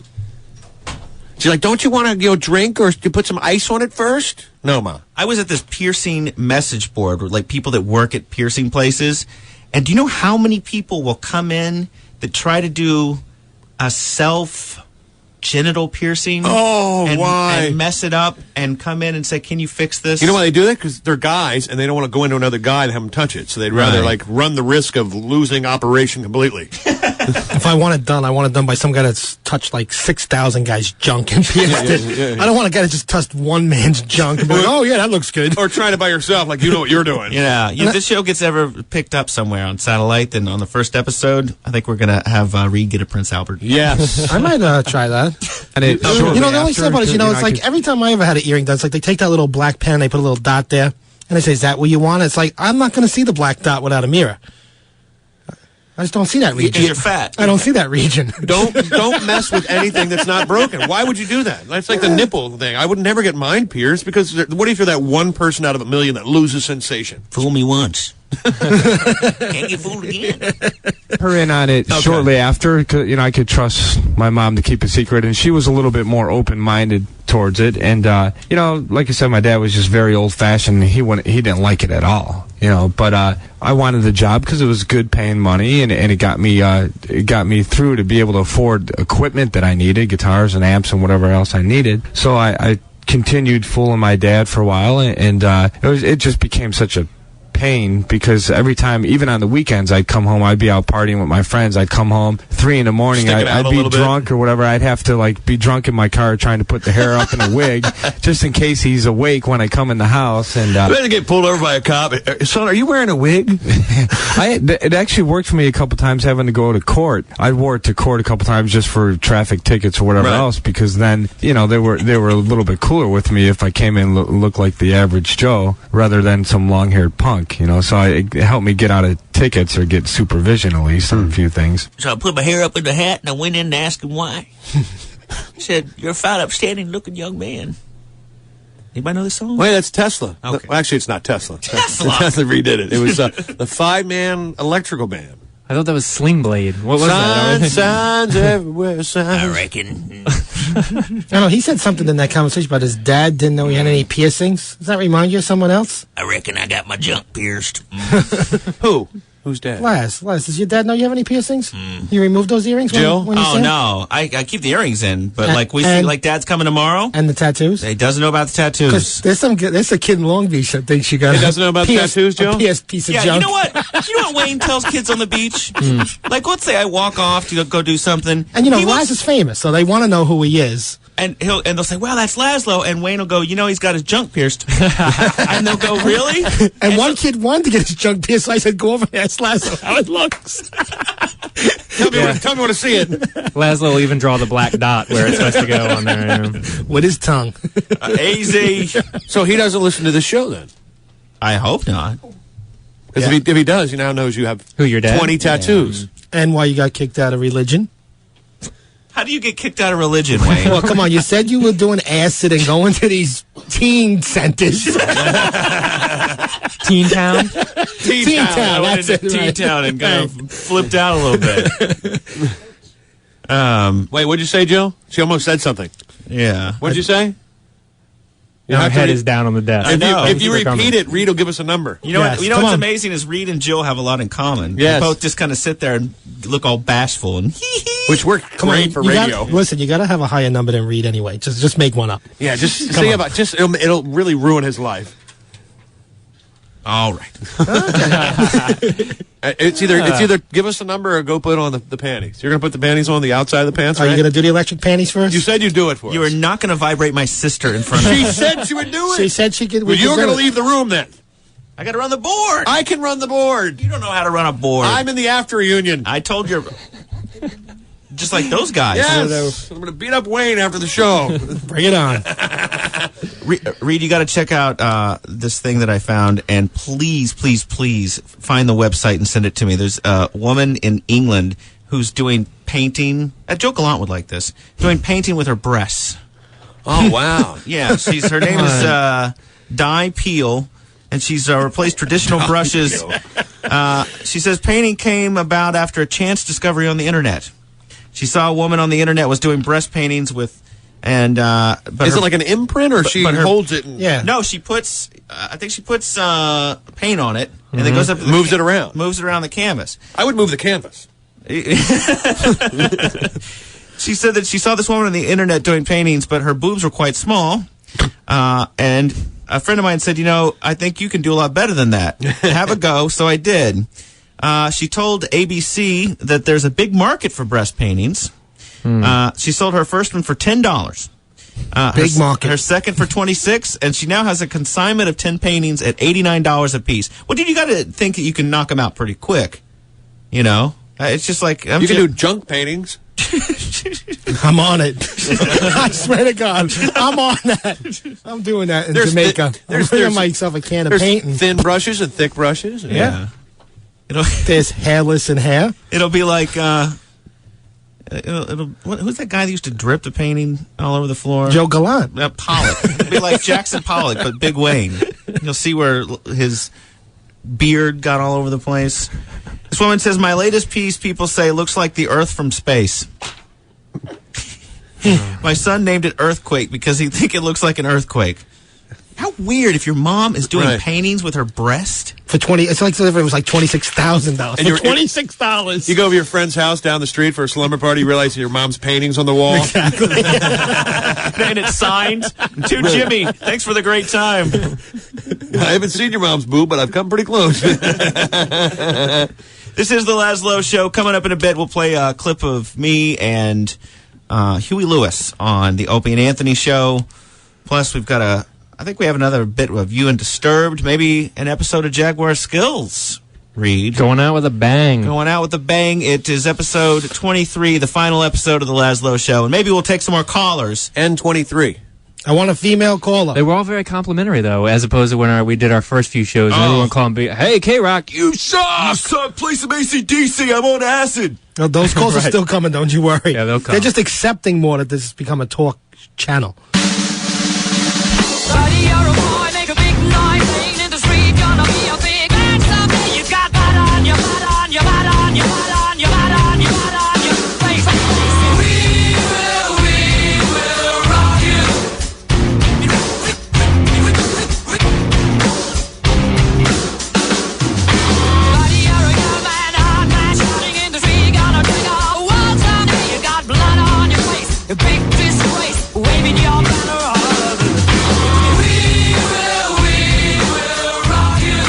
It's the final Lazlow Show. Hoo-hoo, Robin. Tell him, Fred. I invented the final episode. Your mom's box.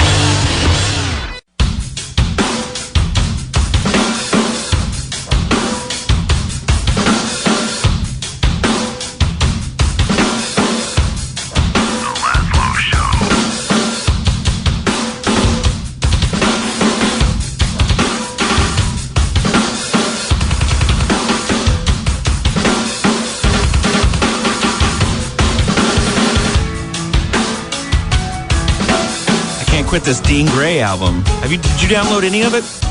It sounds like a U2 song he's ripping off. It is, I think. You think? Yeah. That drum beat ripped off U2. Oh, yeah. Wow, they ripped off a lot of stuff. That's why it's called a mashup. And you can't even find it at a lot of the websites because there's so many cease and desist flying around. But you can find it if you look. They remixed like that entire American Idiot album. I like that strange Gwen Stefani one you had. What was that? It was like Hava Nagila meets Hollaback Girl. Yeah. That was, It's hot. You think so? Yeah. Wayne was... The Jew fellas are jumping around, I'm sure. The Jew fellas. The Jew fellas. Our Hasidic listeners.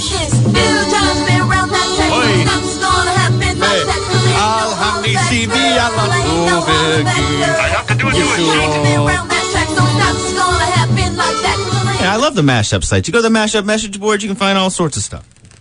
I can sing in Hebrew. Sing. Let it rip. You used to drive a Jewish bus. Oh, that's right. Yeah. What'd you just Yellow Brick Road? I don't know what it means. We're off to the Yellow Brick Road. You know what it means? Up. On the mic only. only. Wow, she had something to say. I know. On mic only. You see, you put the mic in her face, it's like a... Nah, we can't have somebody talking in the back of the room. It's bad radio. Yeah. You want to say something? You get on the mic, kiss Wayne. During the commercial break, we all broke out the porn. Yeah, we have to be entertained during that small segment of commercialism. Reed said he canceled his subscription to Playboy when I stopped writing for him. I get mine for free, so I'm not canceling.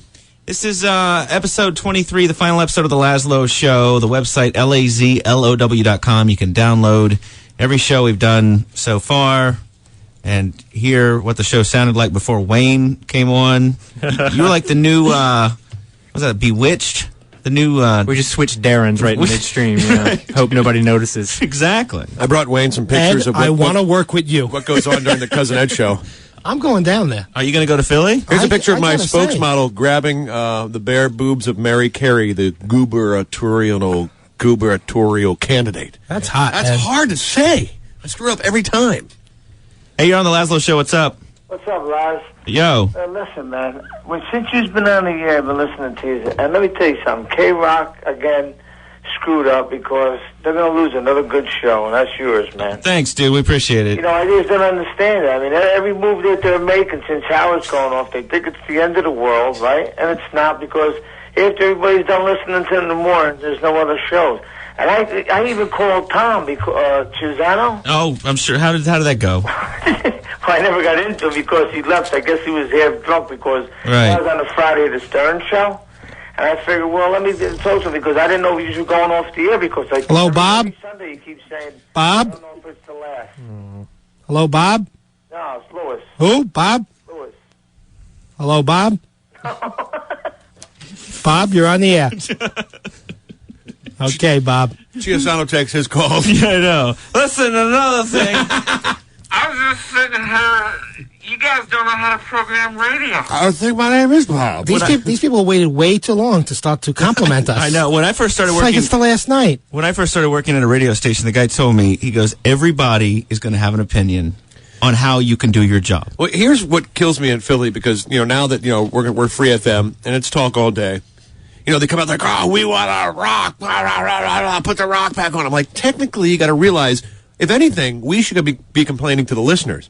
Because if the listener support was out there for rock music, we wouldn't have changed. Right. The ratings would have been there, the support would have been there. Obviously, the demand from the public would have been there, and we would have, fulfilled that demand. If there's no demand, we got to go move on and find something that the majority of the public wants. So they're complaining to us, we should complain to them. That's all I got to say. I agree with him. You want to beat somebody up? Beat up yourself. Blame your neighbors. All right? It's a democracy. It's how it's run. Capitalism. Okay, I'm done. Double up, amen. I like big Bibles, and I can't deny. I got mine's 50 pounds of leather brown, baby. I've got all sorts of sad music for you. So, whenever you go on one of your little rants, Cousin Ed. That was it.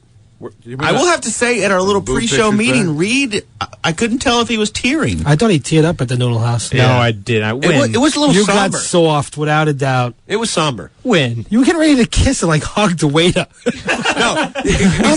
And you live here. I clearly made it known I'm not have no reason to come back to Manhattan ever again. First of all, the guy doesn't understand any English. And Reed's like, see you later. I'm like, you're not going to see him later. We're done. This is it. Look, I didn't want to disappoint him. We've been coming to that Noodle House every Sunday at exactly the same time got a since free July. meal. So much so that he even knows who we are. He's like, oh, your friends are here already. Yes. I'm like, they're not my friends. And Wayne says he's never coming into Manhattan again. I'm going to recant that. Reed, if you were to invite me to your apartment, I would come back to the city. You want to get on the back of my scooter? Yeah. No, I don't want to get on your scooter. I would love a picture of that. Hello, Bob? Yo, hello. What's up, Lazlow? Hey, man, how's it going? What's up? I just want to say the show is great, and Wayne, you dropped something. Punch it out. You dropped something. I dropped something. Wow. What does that even mean? I don't know, but I'll tell you what, that was an Opie and Anthony. Yeah, it was. That's a Kenny punchline. That's what it is. That's what he says to everybody. What is that? Was that a secret command to a Cada cell somewhere in Seattle? But you got to call me back and tell me what I dropped. The soap. I don't know what you dropped.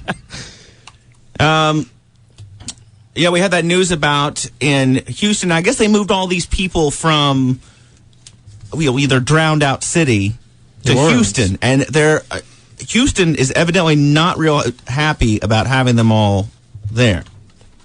You got a bunch of out of home stinky people. Unemployed vagrants.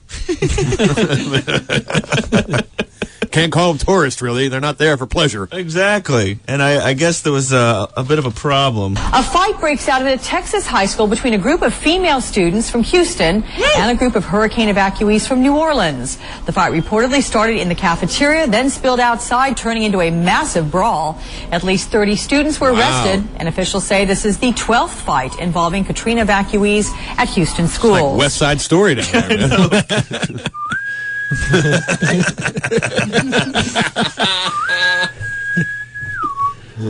Hey, Warriors, come out and play. We're the Sharks, and we're the Swoogies. Oh, man. Nobody even pays attention to the whole hurricane thing anymore. It's like we were all torn up. Yeah, they think New Orleans is already back up and running. It's like the tsunami. I know. I was listening to a show the other day, and a guy goes, "You have no idea what a mess this place is." I came up with an idea. That should just become like the 6th Great Lake. You know? Make it a new tourist attraction, just a giant lake. Great. Yeah, did anyone see that football game today? It was the Saints versus the Carolina Panthers. We were traveling. Oh, right. Forgot. With the Panthers. They're the ones with the cheerleaders. No, but it was in New Orleans, but they don't play the games in New Orleans. You didn't hear about that? Lesbian cheerleaders? Oh, yes, I did. Yes, in the bathroom, yeah. And the Viking ones just got... Before that, like 2 weeks before that one, the Viking people? Yeah. Or the Viking people. The Minnesota Vikings, Well, they had like a booty boat or something. Eric the Red. Oh, yes, I heard about this. Wasn't it like a bus or something? A bunch of cheerleaders were giving lap dances, apparently, to the players. And now the quarterback, Dante Culpepper, and 3 other players charged with indecent, lewd, and disorderly conduct for participating in the bawdy boat party, the Love Boat. Oh, that's what it was. It was on a boat. Okay. There was Isaac there. He was swinging. For their behavior aboard the boat on Lake Minnetonka. Each player faces... Lake Tatanka. 90 days in jail, $1,000 a fine for each count. The night of the incident, there was no shortage of inappropriate behavior. Crew members complained that some people took off their clothes and engaged in public sex acts during the cruise. And if I was working, that'd be something I'd want to see. Me too. Yo, you're on the Lazlow Show. What's up? How you doing, man? I just wanted to say, since this is your guys' little show or whatever, but since it is, I just wanted to say, rest in peace to my boy Jeremy A. Banter. I love him, man. I love you guys. And keep on trucking, man. Do something with yourselves. You know what I'm saying? Thanks, bro. All right, brother, man. What was that Ebonics? Who's Jeremy? That was a shout-out one to of the his dead guy. One of his boys died, and he was paying him a Oh, little really? respect. Oh, dude, no disrespect. And that was a little hardcore. Can we get a song on for you? Not. Wow. No, but he was coming strong there with some I didn't props. understand. It was some kind of Queens, Ebonics, No, it was... Sharks and Jets language there. They get it all out before they get cut off. Yeah. It's like, you ever get calls? Well, you don't, because you don't take He the was phone. speaking in Schwoogie, too. I get requests.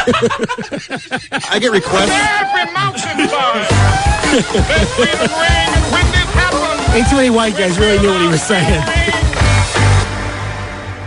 We get prisoners that will call us, collect. And they'll go, this is AT&T, you have a collect call. And then that little, space where you're supposed to put their name, they'll just go, Metallica, Creeping Death. If you accept, press 1. You're on the Lazlow Show. What's up? Hey, what's up? Hey, man. I just wanted to say... You got any dead homies that got... listeners, your mom's box. Oh, thank you. Excellent. What? Something out of your mom's box? Listener, just wanted to say I love you, and... Do you love Reed? It's Reed's fan. I didn't mean like I love you. I mean I love the show. I just wanted to say, if you do go someplace else, like I'm a homosexual. Put it on your website. I'm sure you'll get everyone to follow you. Thanks, man. We hope so. Thanks. Bye. Thanks. N23. What are you calling out on Queen's bus? No, that's Reed's number. I knew what it was. It's going to catch on. M23. Oh, bingo. Yeah, N2, it means no, she does not know the reverse. I got to say, I'm loving the phone lines. Oh, yeah? Sure. Well, they just put in the It's right... like, ain't nobody calling asking for music. They finally got the hint. Well, I think they probably, over the last few months, have heard that the station's going dark. We still haven't heard from any ladies, though. They're going urban? Is there any crazy, freaky lady out there that likes this? Let's hear from her. Yeah, we still have that one female to call. I'm gonna text a friend and give him the number. You're on the Lazlow Show. What's up? Dude, Pretend to be a chick right now. That called this show, but what? There's some pretty retarded people that call this show, like that guy that was just on. But you guys got a good show. I've been listening. Do something. What was that last thing? Do something. Do something. Like that last guy said, do something. Oh, do something. Well, Yeah. I don't know what to do. I'm going to Omaha and I'm going to work at a general store. And it's no stress there. I'm going to work for Wayne. Yeah, and I'm going to go back to actually making money for work instead of like, hey, we've got a great idea. You guys are going to be heard by hundreds of thousands of people, and you're going to double the ratings and double the number of people that are listening to the station on Sunday nights. But you're going to lose at least $100 a day just to get here and traveling. I can't even tell you what my bandwidth bill is. Such an abortion. It comes and it's just a fetus in an envelope. And it's like, I look at the spreadsheet at the end of the month, and I'm like, this show is costing us money to do. We got voice talents. We got all these people do voices for bits. It's like being pregnant and getting kicked in the stomach. Wow. I thought my abortion joke was bad, bro. I figured that's the direction we're going. When You do those jokes when you're at the Chuck E. Cheese Pizza Time Theater? Haven't been there in a while. I have an over 21 rule now. Do they really? No, I do. Oh. That's excellent. Imagine they serve alcohol at Chuck E. Cheese. They don't? You're kind of cute. How old are you? 12. Come on, let's go on a pool of balls and go for a little dive. I think the pool of balls could be in a great, like, adult swingers place for couples. Just instead of one of those foam It's like a pits. foam. I wanted to go to a foam party. You ever been? No. Would you want to go to know one? why Are he you wants to are go you to a- groping? Are you groping in there or what? You know, we should have done. We should have had this our last show, a big foam party. With Fill the whole thing groping. with foam. With groping. But there's 4 dudes in here and Lazlow's sister. Yeah, great. Laz wouldn't go for that. Laz, who are you grabbing? Oh, I think it's my sister. I thought it was his sister's Lazlow. Well, I can tell because he's pierced down there. we have, and I do have a vagina. My sister and I have been told that we have the exact same butts, and guess by whom? I wonder. By Wayne? Yes. Have you seen them both? On the beach. On the beach. Yeah. Oh, okay. Sure. I've seen Laz's junk on the beach. You were checking out his sister's ass. How she's standing there in her underwear. How do you not check her Her out? underwear. Right. It's basically an underwear party. When you putting those panties on? Yeah.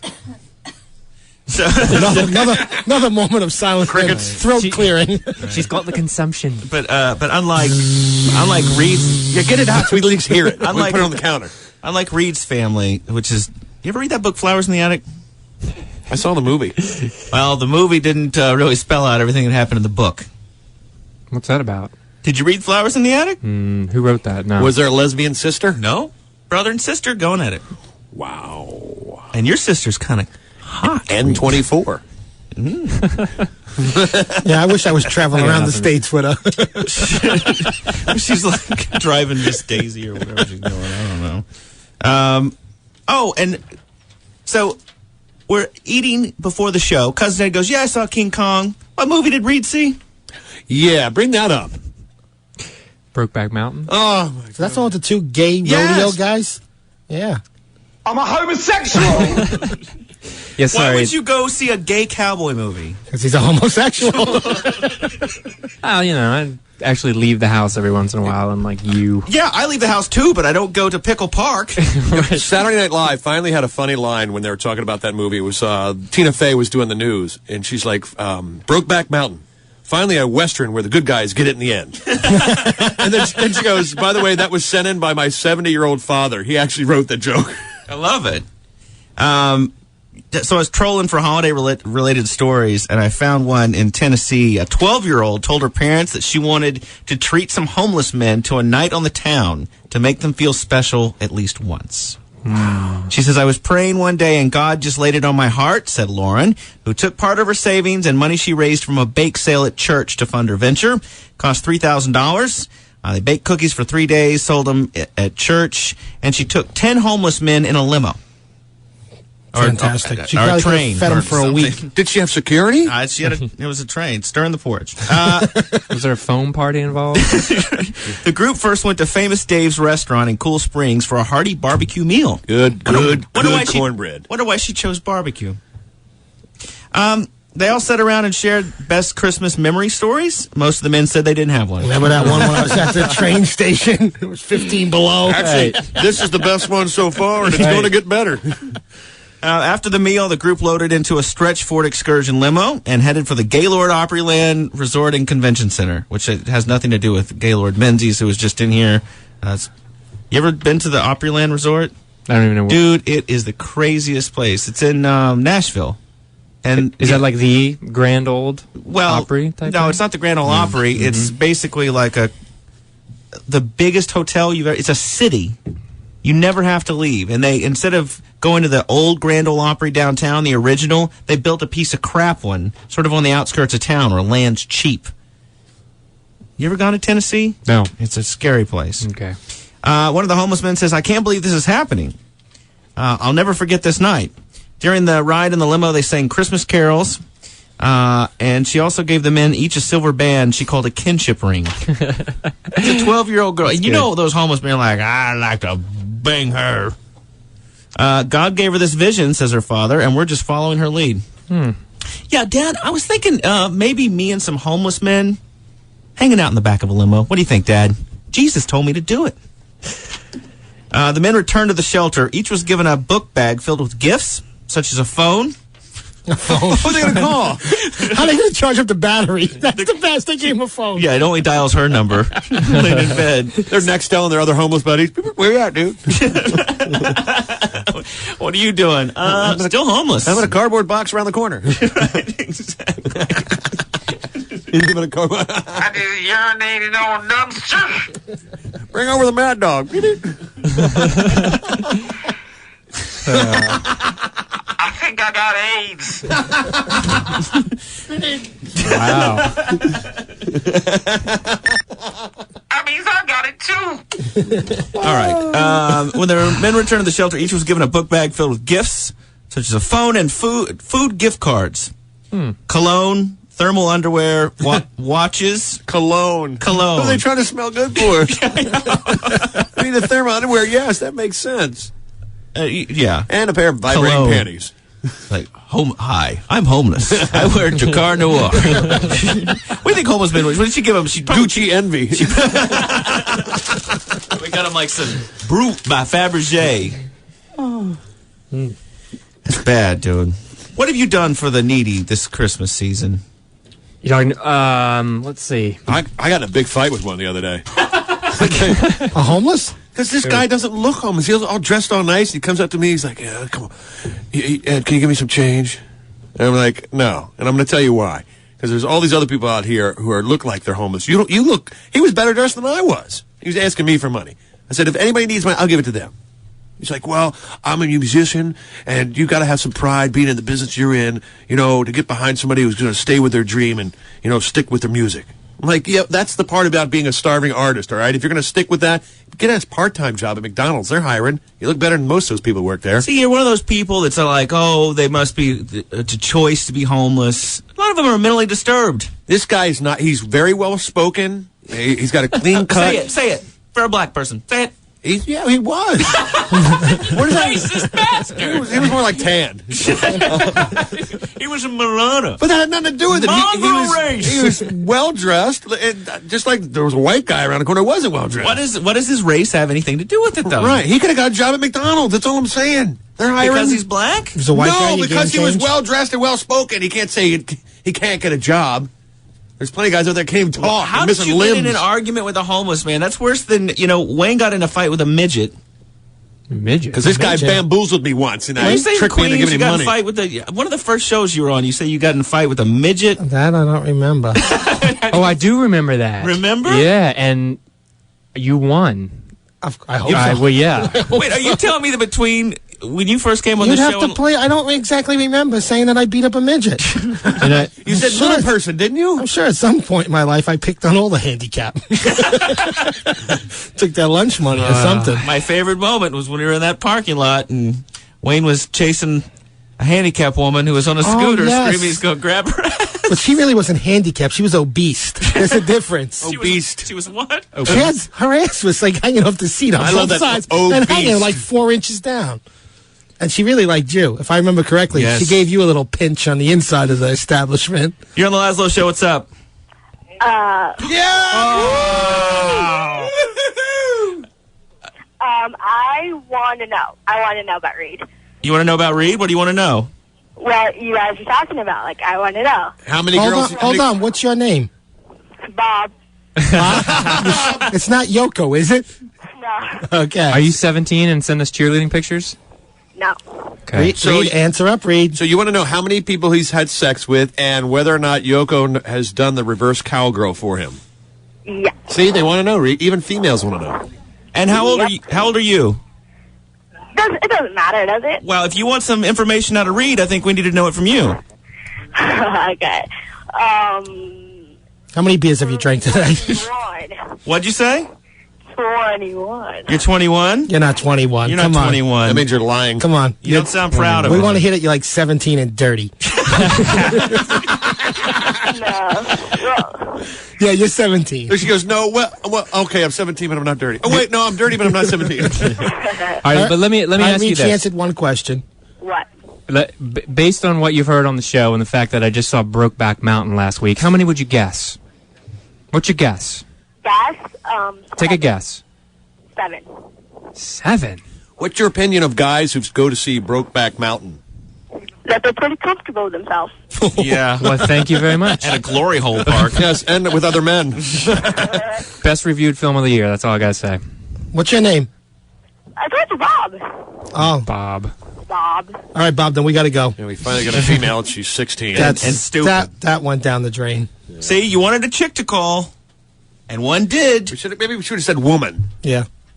We want a woman. We want a woman. We want a woman. We want a dirty woman. I want a dirty woman who just started menopause. Where are all the white women at?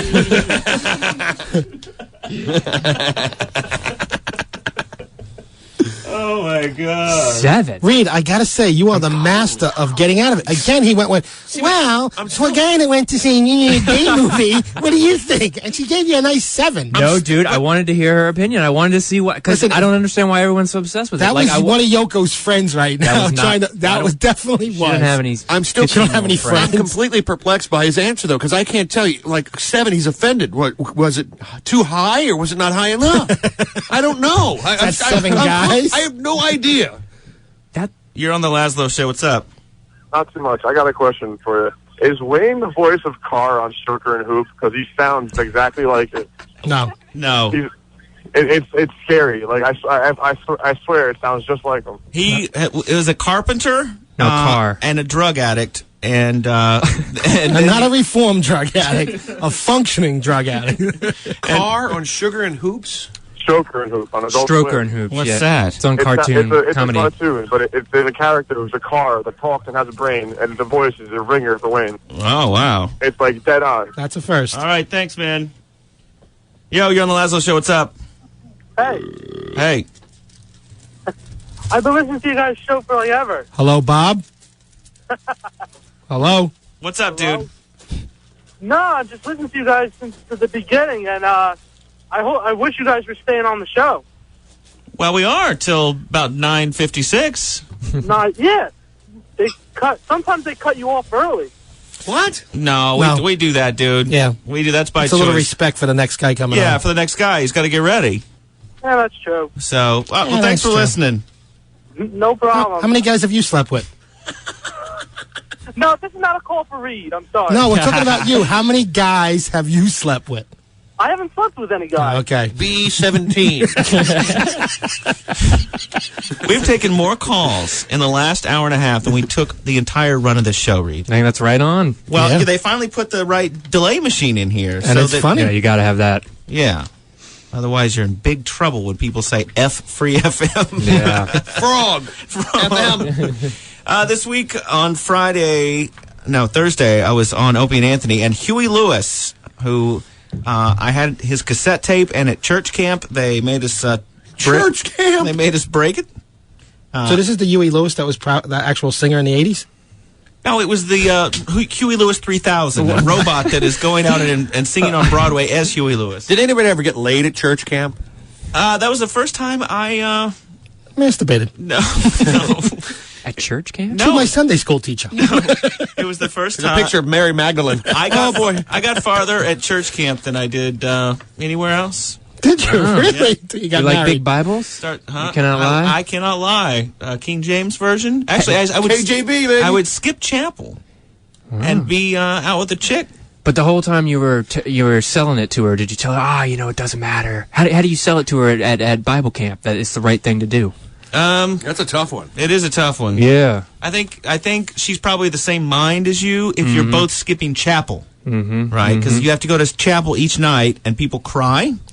You speak in tongues? No, there's no speaking in tongues. You handle snakes? There was a guy on a bed of nails. I swear, and he said that Jesus gave him the power to lay on that bed of nails without dying. See, you oppressing your children with organized religions just creates sluts. Is that why you do this show, Lazlow? You're spending your whole life running away from something. That's why I took religion in college. I had to learn about other religions instead of this. I'm right about everything. You took religion in college? I took numerous religion. I have a minor in religion. A minor? You didn't even go to algebra class. I don't want to hear. I just don't understand. What would even make you interested in that?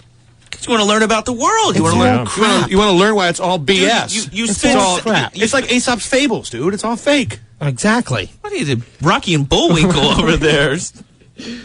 Aesop's fables. Yes, it teaches you a moral, but other than that, it's all fictional. Nobody really parted around the sea. Nobody really walked on water. Come on. Right. I've never heard anybody use the word Aesop in a sentence in probably 10 years. Well, there you go. K-Rock. Your Jets and the Shark reference earlier. And now he's angrily flipping through Maxim. Just looking for a hot girl. And muttering to himself. Well, you need to look at this map. Oh, you already looked at this one. I've seen that. See, yeah, that's too much for me. See, that's too much? Yeah, I don't need to see all the curtains. I love the curtains. These two fools have dueling porn magazines. Ready, go. Ding, ding, ding, ding, ding, ding, ding, ding.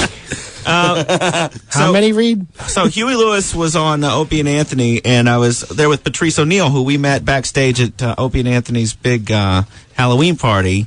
And I kind of threw out a couple of comments and got Patrice O'Neill and Huey Lewis going at each other. So... Well, I'll tell you one thing, seriously. I probably shouldn't say this, but it's okay. And I like the music a lot. But the message for rappers say about get rich or die trying, that's a hell of a message, isn't it, to give the kids? Get rich or die trying? I mean, I don't get that. Frankly, in my day, at least, it was a little more, creative than that. It's a movie. Yeah, I love. I want a new drug. Right. What message was Pretty Woman saying? Yeah. I love. Hey, become a prostitute and meet a rich guy. You should have seen the look on Patrice O'Neill's face. Although he did have that song "Hip to Be Square." Yeah, so maybe... and I love you used the term back in my day when the Jets and the Sharks were rumbling under the Brooklyn Bridge. Frankly, in my day, at least, it was a little more. Creative than that, I think. And that's the one thing I worry about. Well, it's from where very you are, very materialistic. Very materialistic. And they buy into that whole American thing. That's What? There we go. Very materialistic. Your Patrice has woken up. Don't you think? I mean, no, I'm saying it's just where you're from. It's like, how come white people have such great music? What? Dude, Patrice let loose on me. Come white people have such great music? What? I mean, no, I want a new drug. I mean, give me a break. I loved I want a new drug. It was a metaphor. It was the exact. Why the the metaphor. 50 have a metaphor. Get rich or die trying. What's Maybe the that metaphor? Means have a heart attack because you're working so fucking hard. No, it's not. It does not. He doesn't say get rich or kill a in a bank robbery because it's a metaphor. I don't watch. What is that a metaphor for? The same metaphor that I want a new drug. The connotation that you can make. I'm just saying it's the same thing as get rich.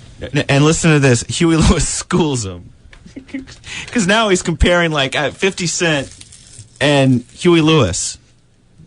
The connotation that you can make. I'm just saying it's the same thing as get rich or die trying. How come it can't be I'm going to work hard until I die? Well, it's actually completely opposite. Right. Exactly. Want a new drug is about I want a new drug that makes me feel like when I'm with you, which is love, blah, blah, blah. I mean, it ain't the biggest message in the world. But all I hear is drug use. That's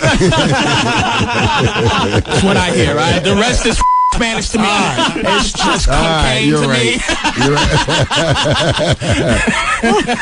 I love Huey Lewis. And then Patrice stabbed him. I guess he's on Broadway or something.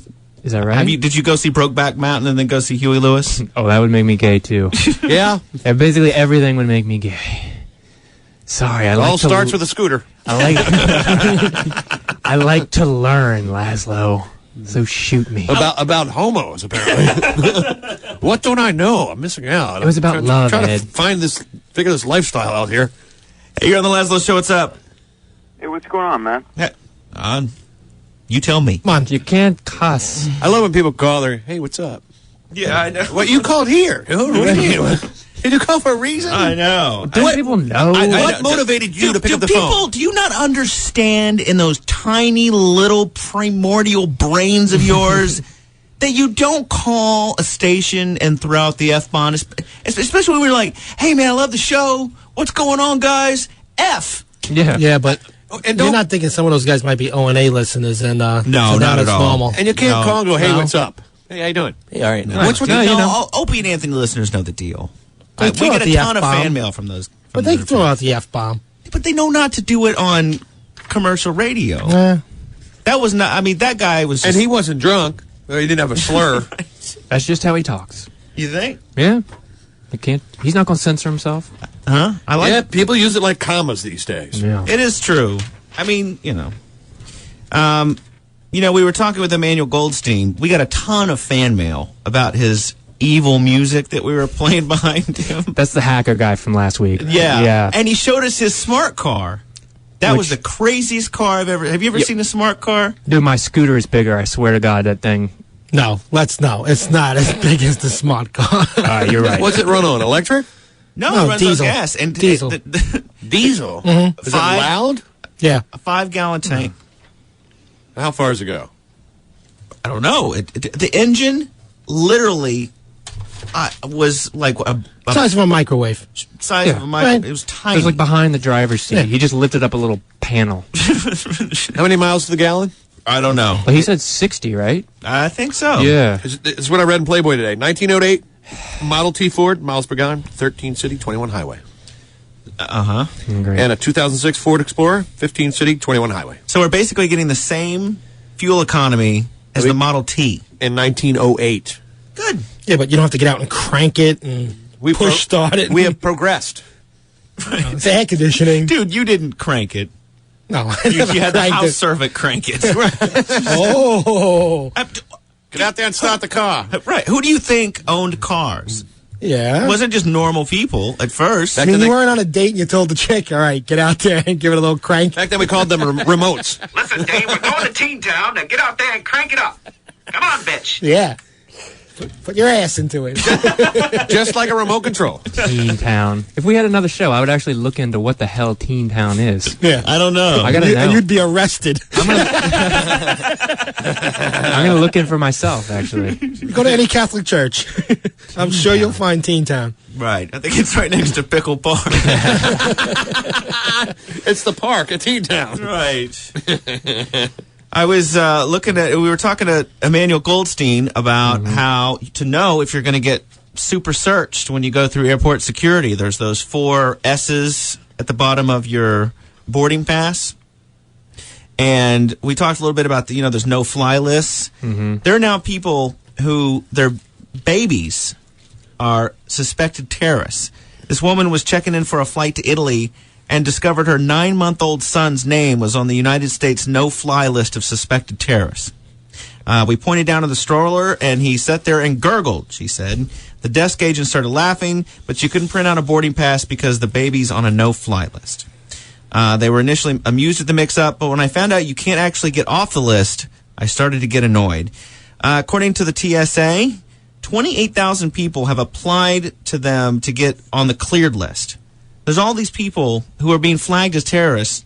9-month-old babies. Ed Kennedy. Do you hear about that? Is it like a typo, or is it their name? Yeah, what is going on? We got to know the criteria for getting on this list. How does the baby? Is it his name? It's the Is name. it? Has From he what I bought seen on something news, on it's the the name. internet?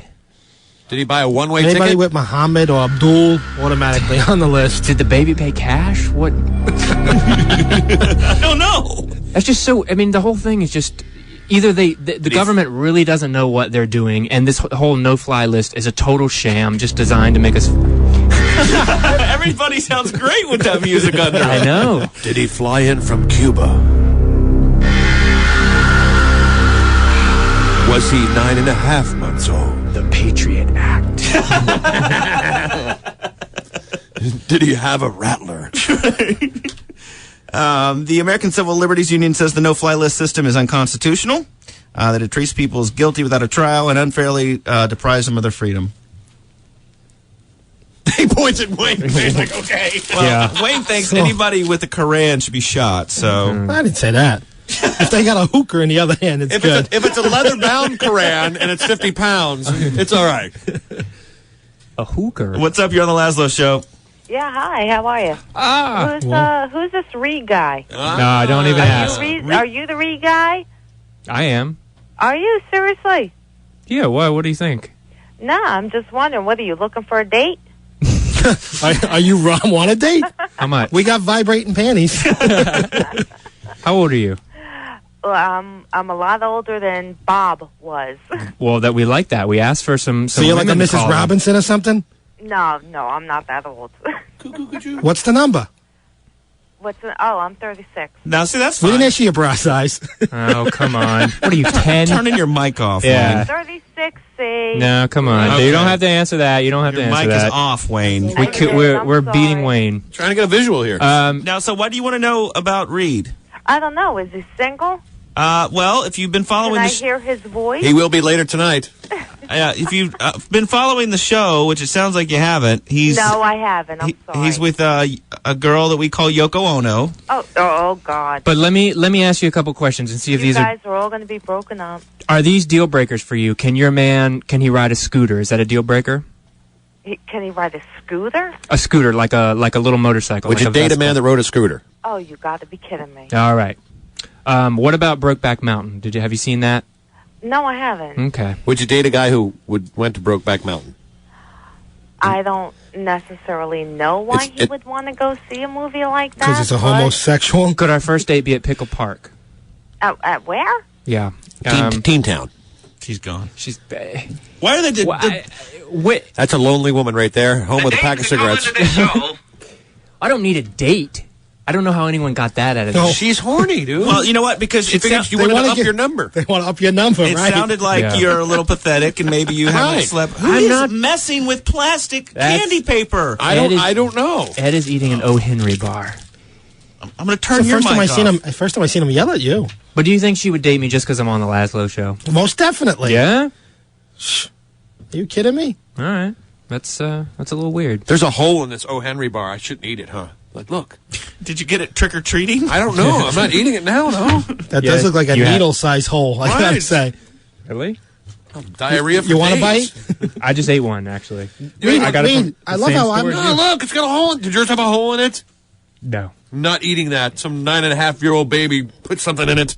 The baby from the no-fly list. Terrorist baby. Some terrorist baby from Cuba is putting poison in my O. Henry bar. First off, Cubans can't just fly into the country. You know this, don't you? Yes, I know that. That's why I said that. The kid was probably not Cuban parents. That's why he's on the list. Pay attention. But then where was he flying to if he can't fly? Never mind. I don't know. I don't understand. Is there a problem with the Cubans coming in the country? Something like that? Apparently.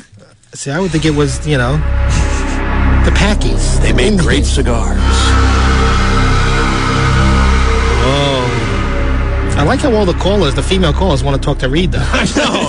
It's like, we're clearly saying he's a homosexual, but yet they want to break you. No. It's like The Lazlow theory is working. No, they see that I have a sensitive side, unlike you fools. The porn stars liked him too, right? Yeah, they did. What is that? What do we got? Because he gave him a Three This Musketeers. is Reed's sensitive 36-year-old woman want to date me. Lady, call and let me spill my heart to you. She was going after I you have for some like a secrets. sympathy one. I'd like to tell you about Brokeback Mountain and Pickle Park. And then we can cry in each other's arms. You could be N25. You know what I love about Wayne? He does not even look up to see if he's stepping on somebody. Not even. Like normally on a radio show, you make eye contact so that you know when it's the next person's time to talk. Wayne just blurts out on top of everybody. I cut people off in regular life, so it's why should I stop during That's a radio show? That's right? exactly what I do. When I'm tired of them talking, I got something to say. It's time for me to go. But in Wayne's defense, we have these monitors in between us now that they've just put up that are... That too, Reed, but I'm still going to talk over you. That's fine. But thanks, Reed. I like that. No problem. Sometimes I literally have to pick up like pens and pencils. Yeah, well, and throw I am them. not professionally trained to do this. Not at all. You don't say.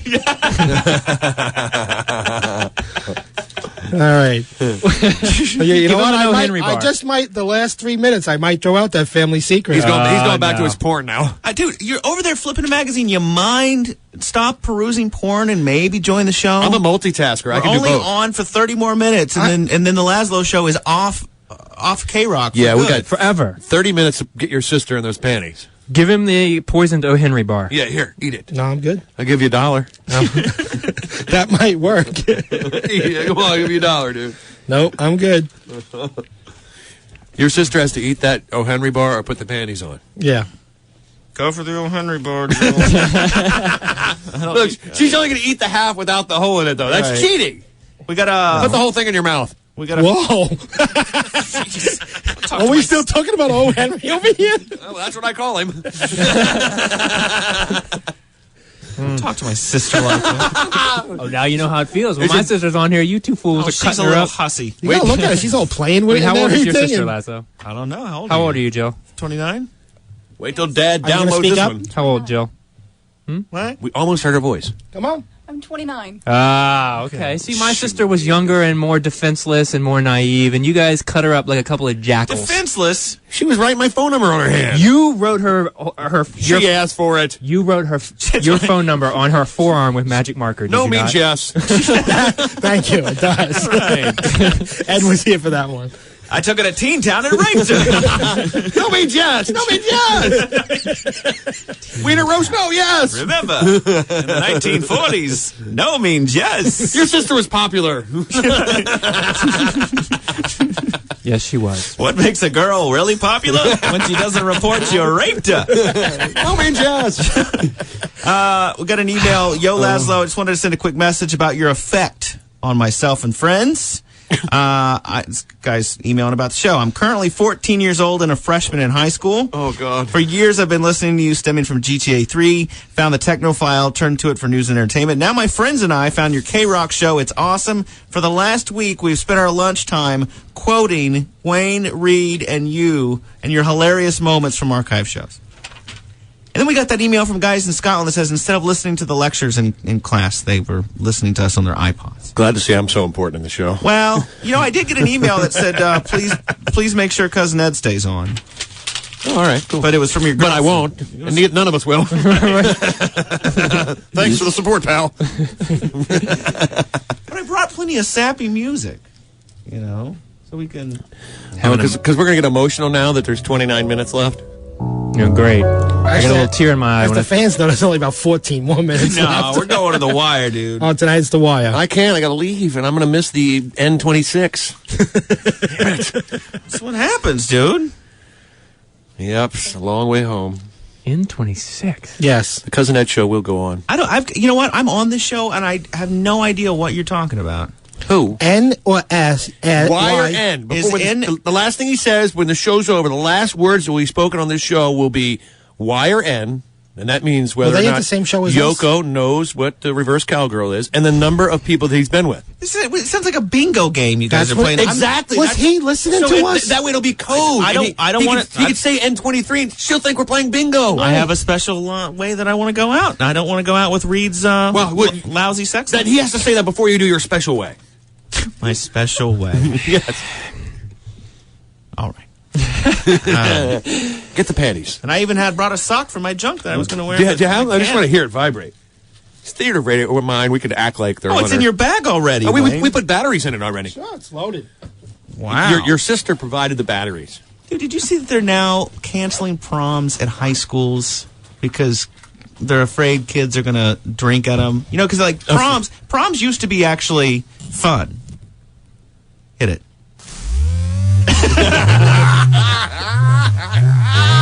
Wow. Oh, I got to tell you, Laz, I'm wearing a pair of these on the way home. I'm wearing it right now. That is fabulous.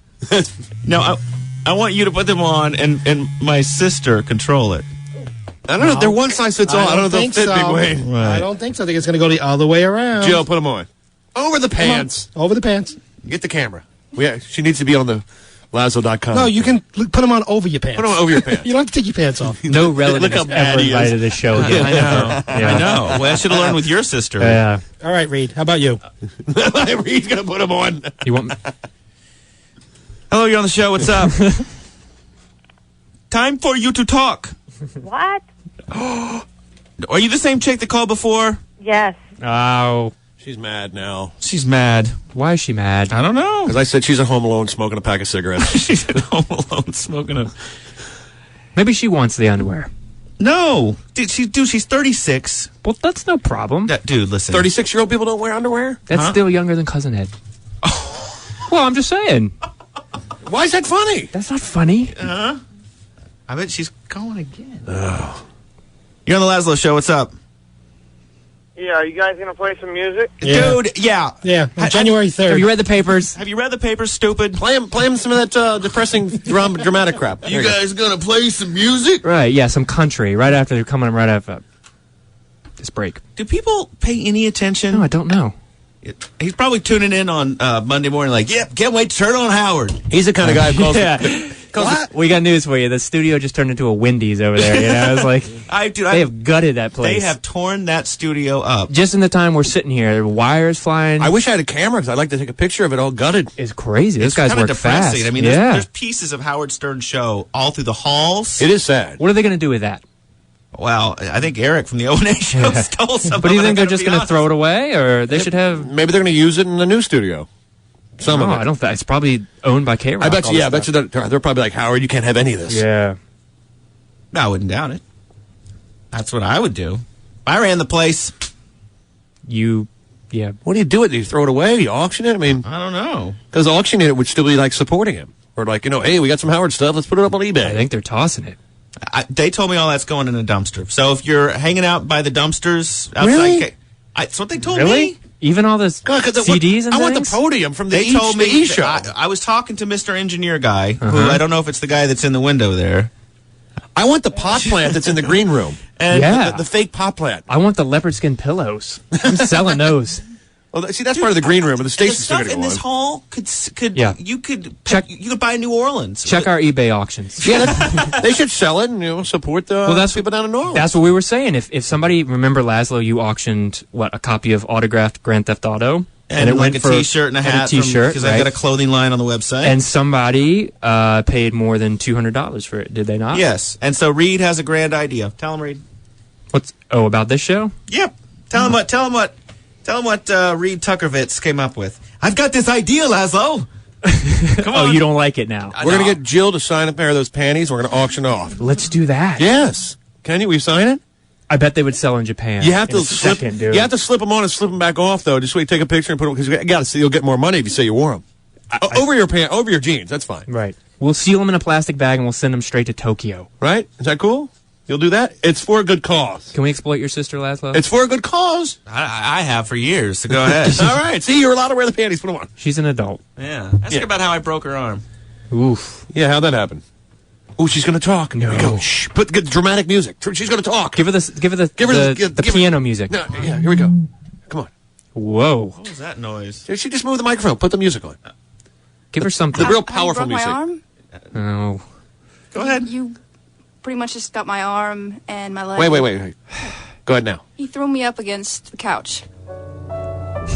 Basically. And how did that make you feel, Jill? Well, it hurt my arm. Mm-hmm. It's radio. Elaborate details. Why were you fighting? Was his clothes on? Yes. That's even His good clothes grammar. were on. Was there blood? Was his No. clothes on? No blood. Did you have to go to the doctor? 3 days later. Yeah. That's a song. 3 days later, go see the doctor. And did Lazlow get in trouble for that? I can't remember. I tried not to get him in too much trouble. How long did you hate him? Only a couple days. Did you call him any names? Not to his face. What did you call him not to his face? I don't know what I called him. This is riveting. All right. That's done. Put on the underwear. That was great. Put on the underwear. Yeah, save yourself. All right, we're tired of hearing about domestic violence. Yeah. Would that be domestic violence? How old were you guys when you did this? 3. No, come on. I was in Jill? high school. You broke your sister's arm when you were in high school? You know what it was? She wouldn't shut up. Who are you? What? It's a dead body or something. Goodness gracious. What did you just drag in here? Some guy just opened the door. It's one of those real dolls. Oh, but it's been cut out. But it's just It's like the just bottom the half of the torso. Hey, Reed, don't touch it, Reed. That thing has actually been violated for real. Ooh, here's her foot. I am telling you. Wait, are you telling me that they you will be stirring the porridge. But there's no head. They chopped up the real doll, and one of the engineer guys just came in here and dumped it in a duffel bag. If you ever want to, That's a little creepy. If you ever wanted to kick a woman, but you just didn't want to kick a real one, now this is what it feels like. Well, it doesn't even feel real. I think the Grand Theft Auto coming out. And you just yeah, and like a bunch of don't touch the foot. A bunch of wads of money just appeared in the air, and She has stockings on. I'm stuffing a dollar bill down her G-string. Do you want to take a picture of the real doll? Make yourself useful. Who knows what those guys are going to find over there when they're cleaning out the studio? I don't know. I'm afraid now. And there's no head. There's no head. There's no head. Actually, there's no upper torso at all. I think Howard Stern actually had sex with He has. Howard did? Had he had and sex a bunch of the interns. with, it was a train. So somebody got seconds and thirds. Oof. Whoa. Oh, but now we have a camera. Put the panties on. Let's give it to the security guard. Come on. I got to leave in like 5 minutes. No.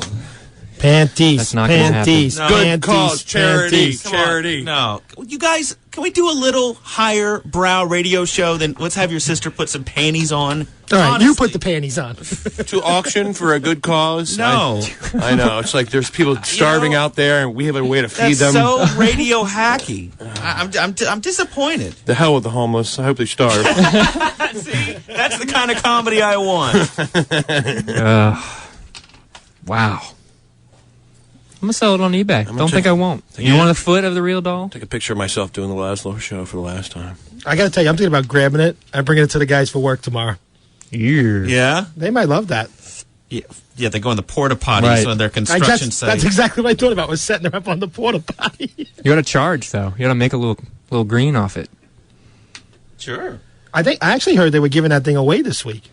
Dude, well, obviously, Give us one final look, Reed. Obviously, some guy with a hacksaw outside has been chopping it to bits. It's been like that for a while.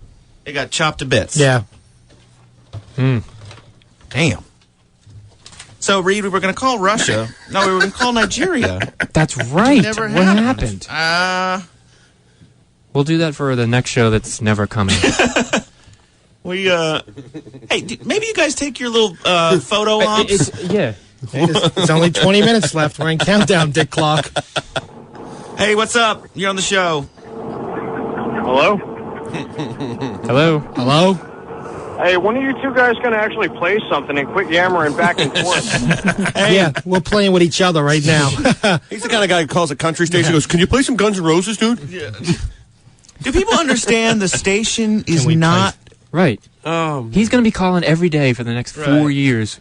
Get off the air. Still calling Jack FM. Right. Hey, play some 1940s music. Jackass. People just I want to call a radio station and prove to everyone in the world that I'm dumb. Give us your full name next time, pal. Hey, what's up? You're on the show. Hello? Hello? Hello? I'm on the show? Yes, you are. Mm-hmm. Really? What, dude, Goodbye. Did you fail your SATs? Hello? No, Talk. Come on. Well, this is cool. I wanted to be on the internet. I wanted to be on the internet. I hear you go to a library and they've got that all sorted out for you. And he will be, too. That's what's sad. He wants to be on the internet. He's having a bet with his 12-year-old friends. I can get on the Lazlow Show. Yeah, you know, Reed and I, we were going to call Nigeria because these Russians and Nigerians are going to Match.com and some of the dating sites, and they're basically trolling for lonely men and asking them, oh, please, wire me some money. But this chick actually... Now, are you on Match.com looking for... This is my friend. No, he's your friend. We'll call him Bob. And he is on Match.com? Yeah, but basically they just... I think it's called carpet bombing, where they... I'm serious, that's what it's called. They send out the same email to every single person. And it sounds a little phony. Yeah? Mm-hmm. There are a bunch of those scams, where they send the emails and say, oh, I really want to meet you. I'm in China. Just wire me the money for the plane ticket. And guys in America are doing it, and they're going to the airport because the woman will send this is the flight that I'm going to be on. Mm-hmm. And these idiots go and they wait at the airport, and then they actually contact the FBI. I think I got scammed. Yeah, you think? You wired money to Russia, you idiot. But that one's even more ridiculous because the girl is saying that she's from Minnesota. She's over in Nigeria, and she's she's from Minnesota, but her English is hello, am Tracy. Okay, yeah, you're not from Minnesota. Wayne. Yeah, no. What are you doing over there? I'm trying to put all my stuff I'm stealing in this bag, and I'm taking the real doll with me. No, that goes with Wayne. You gonna take that? I don't know. I can't even really see it from where I'm standing, but it's all dirty. I like dirty. I'm gonna drop this off in Pickle Park.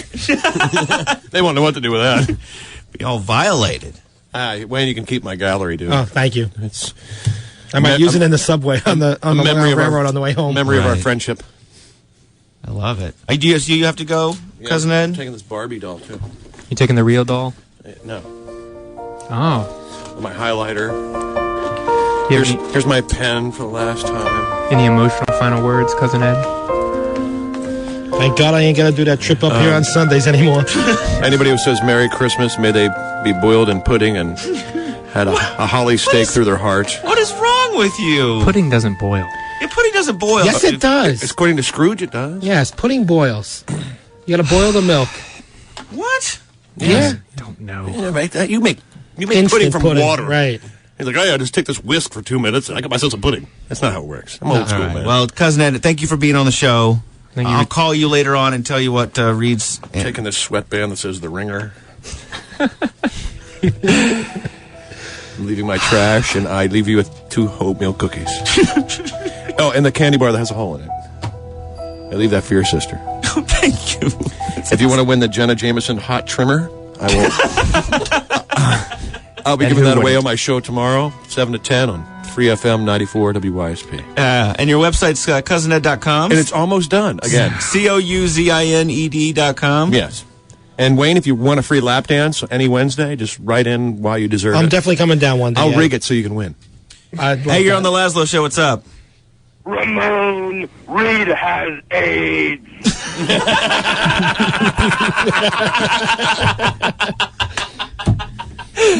That's good. Do you even know what that's a reference to? Reed has AIDS? No, the Ramon bit. No. There's a lot of O&A listeners out there that know. Okay. I enjoyed that, though, even though I didn't know what it was. Are you going to tell your since this is the end of the show, the Lazlow Show is leaving the station and going into the ether. The website's lazlow.com. That guy has more bags over there. Where you go? Are you packing for 3 weeks? I keep my life in this bag. Are you going to tell us the number? Is that really how you want to go out on your very last show? That's what you say it now. That's what you care about. I've got something else. What do you got? Now. What else you got? What? Oh, come on, Reed. It's your turn. No, I'm not going to tell you. Come on, Reed. Number and a letter. What now? What now that we built up all this suspense? Now what? Now why would I? Whispering to his sister. I bet you she's going to give you a lap dance. Oh, with the panties. You think? What'd you tell your sister? Nothing. What's she going to do? I know.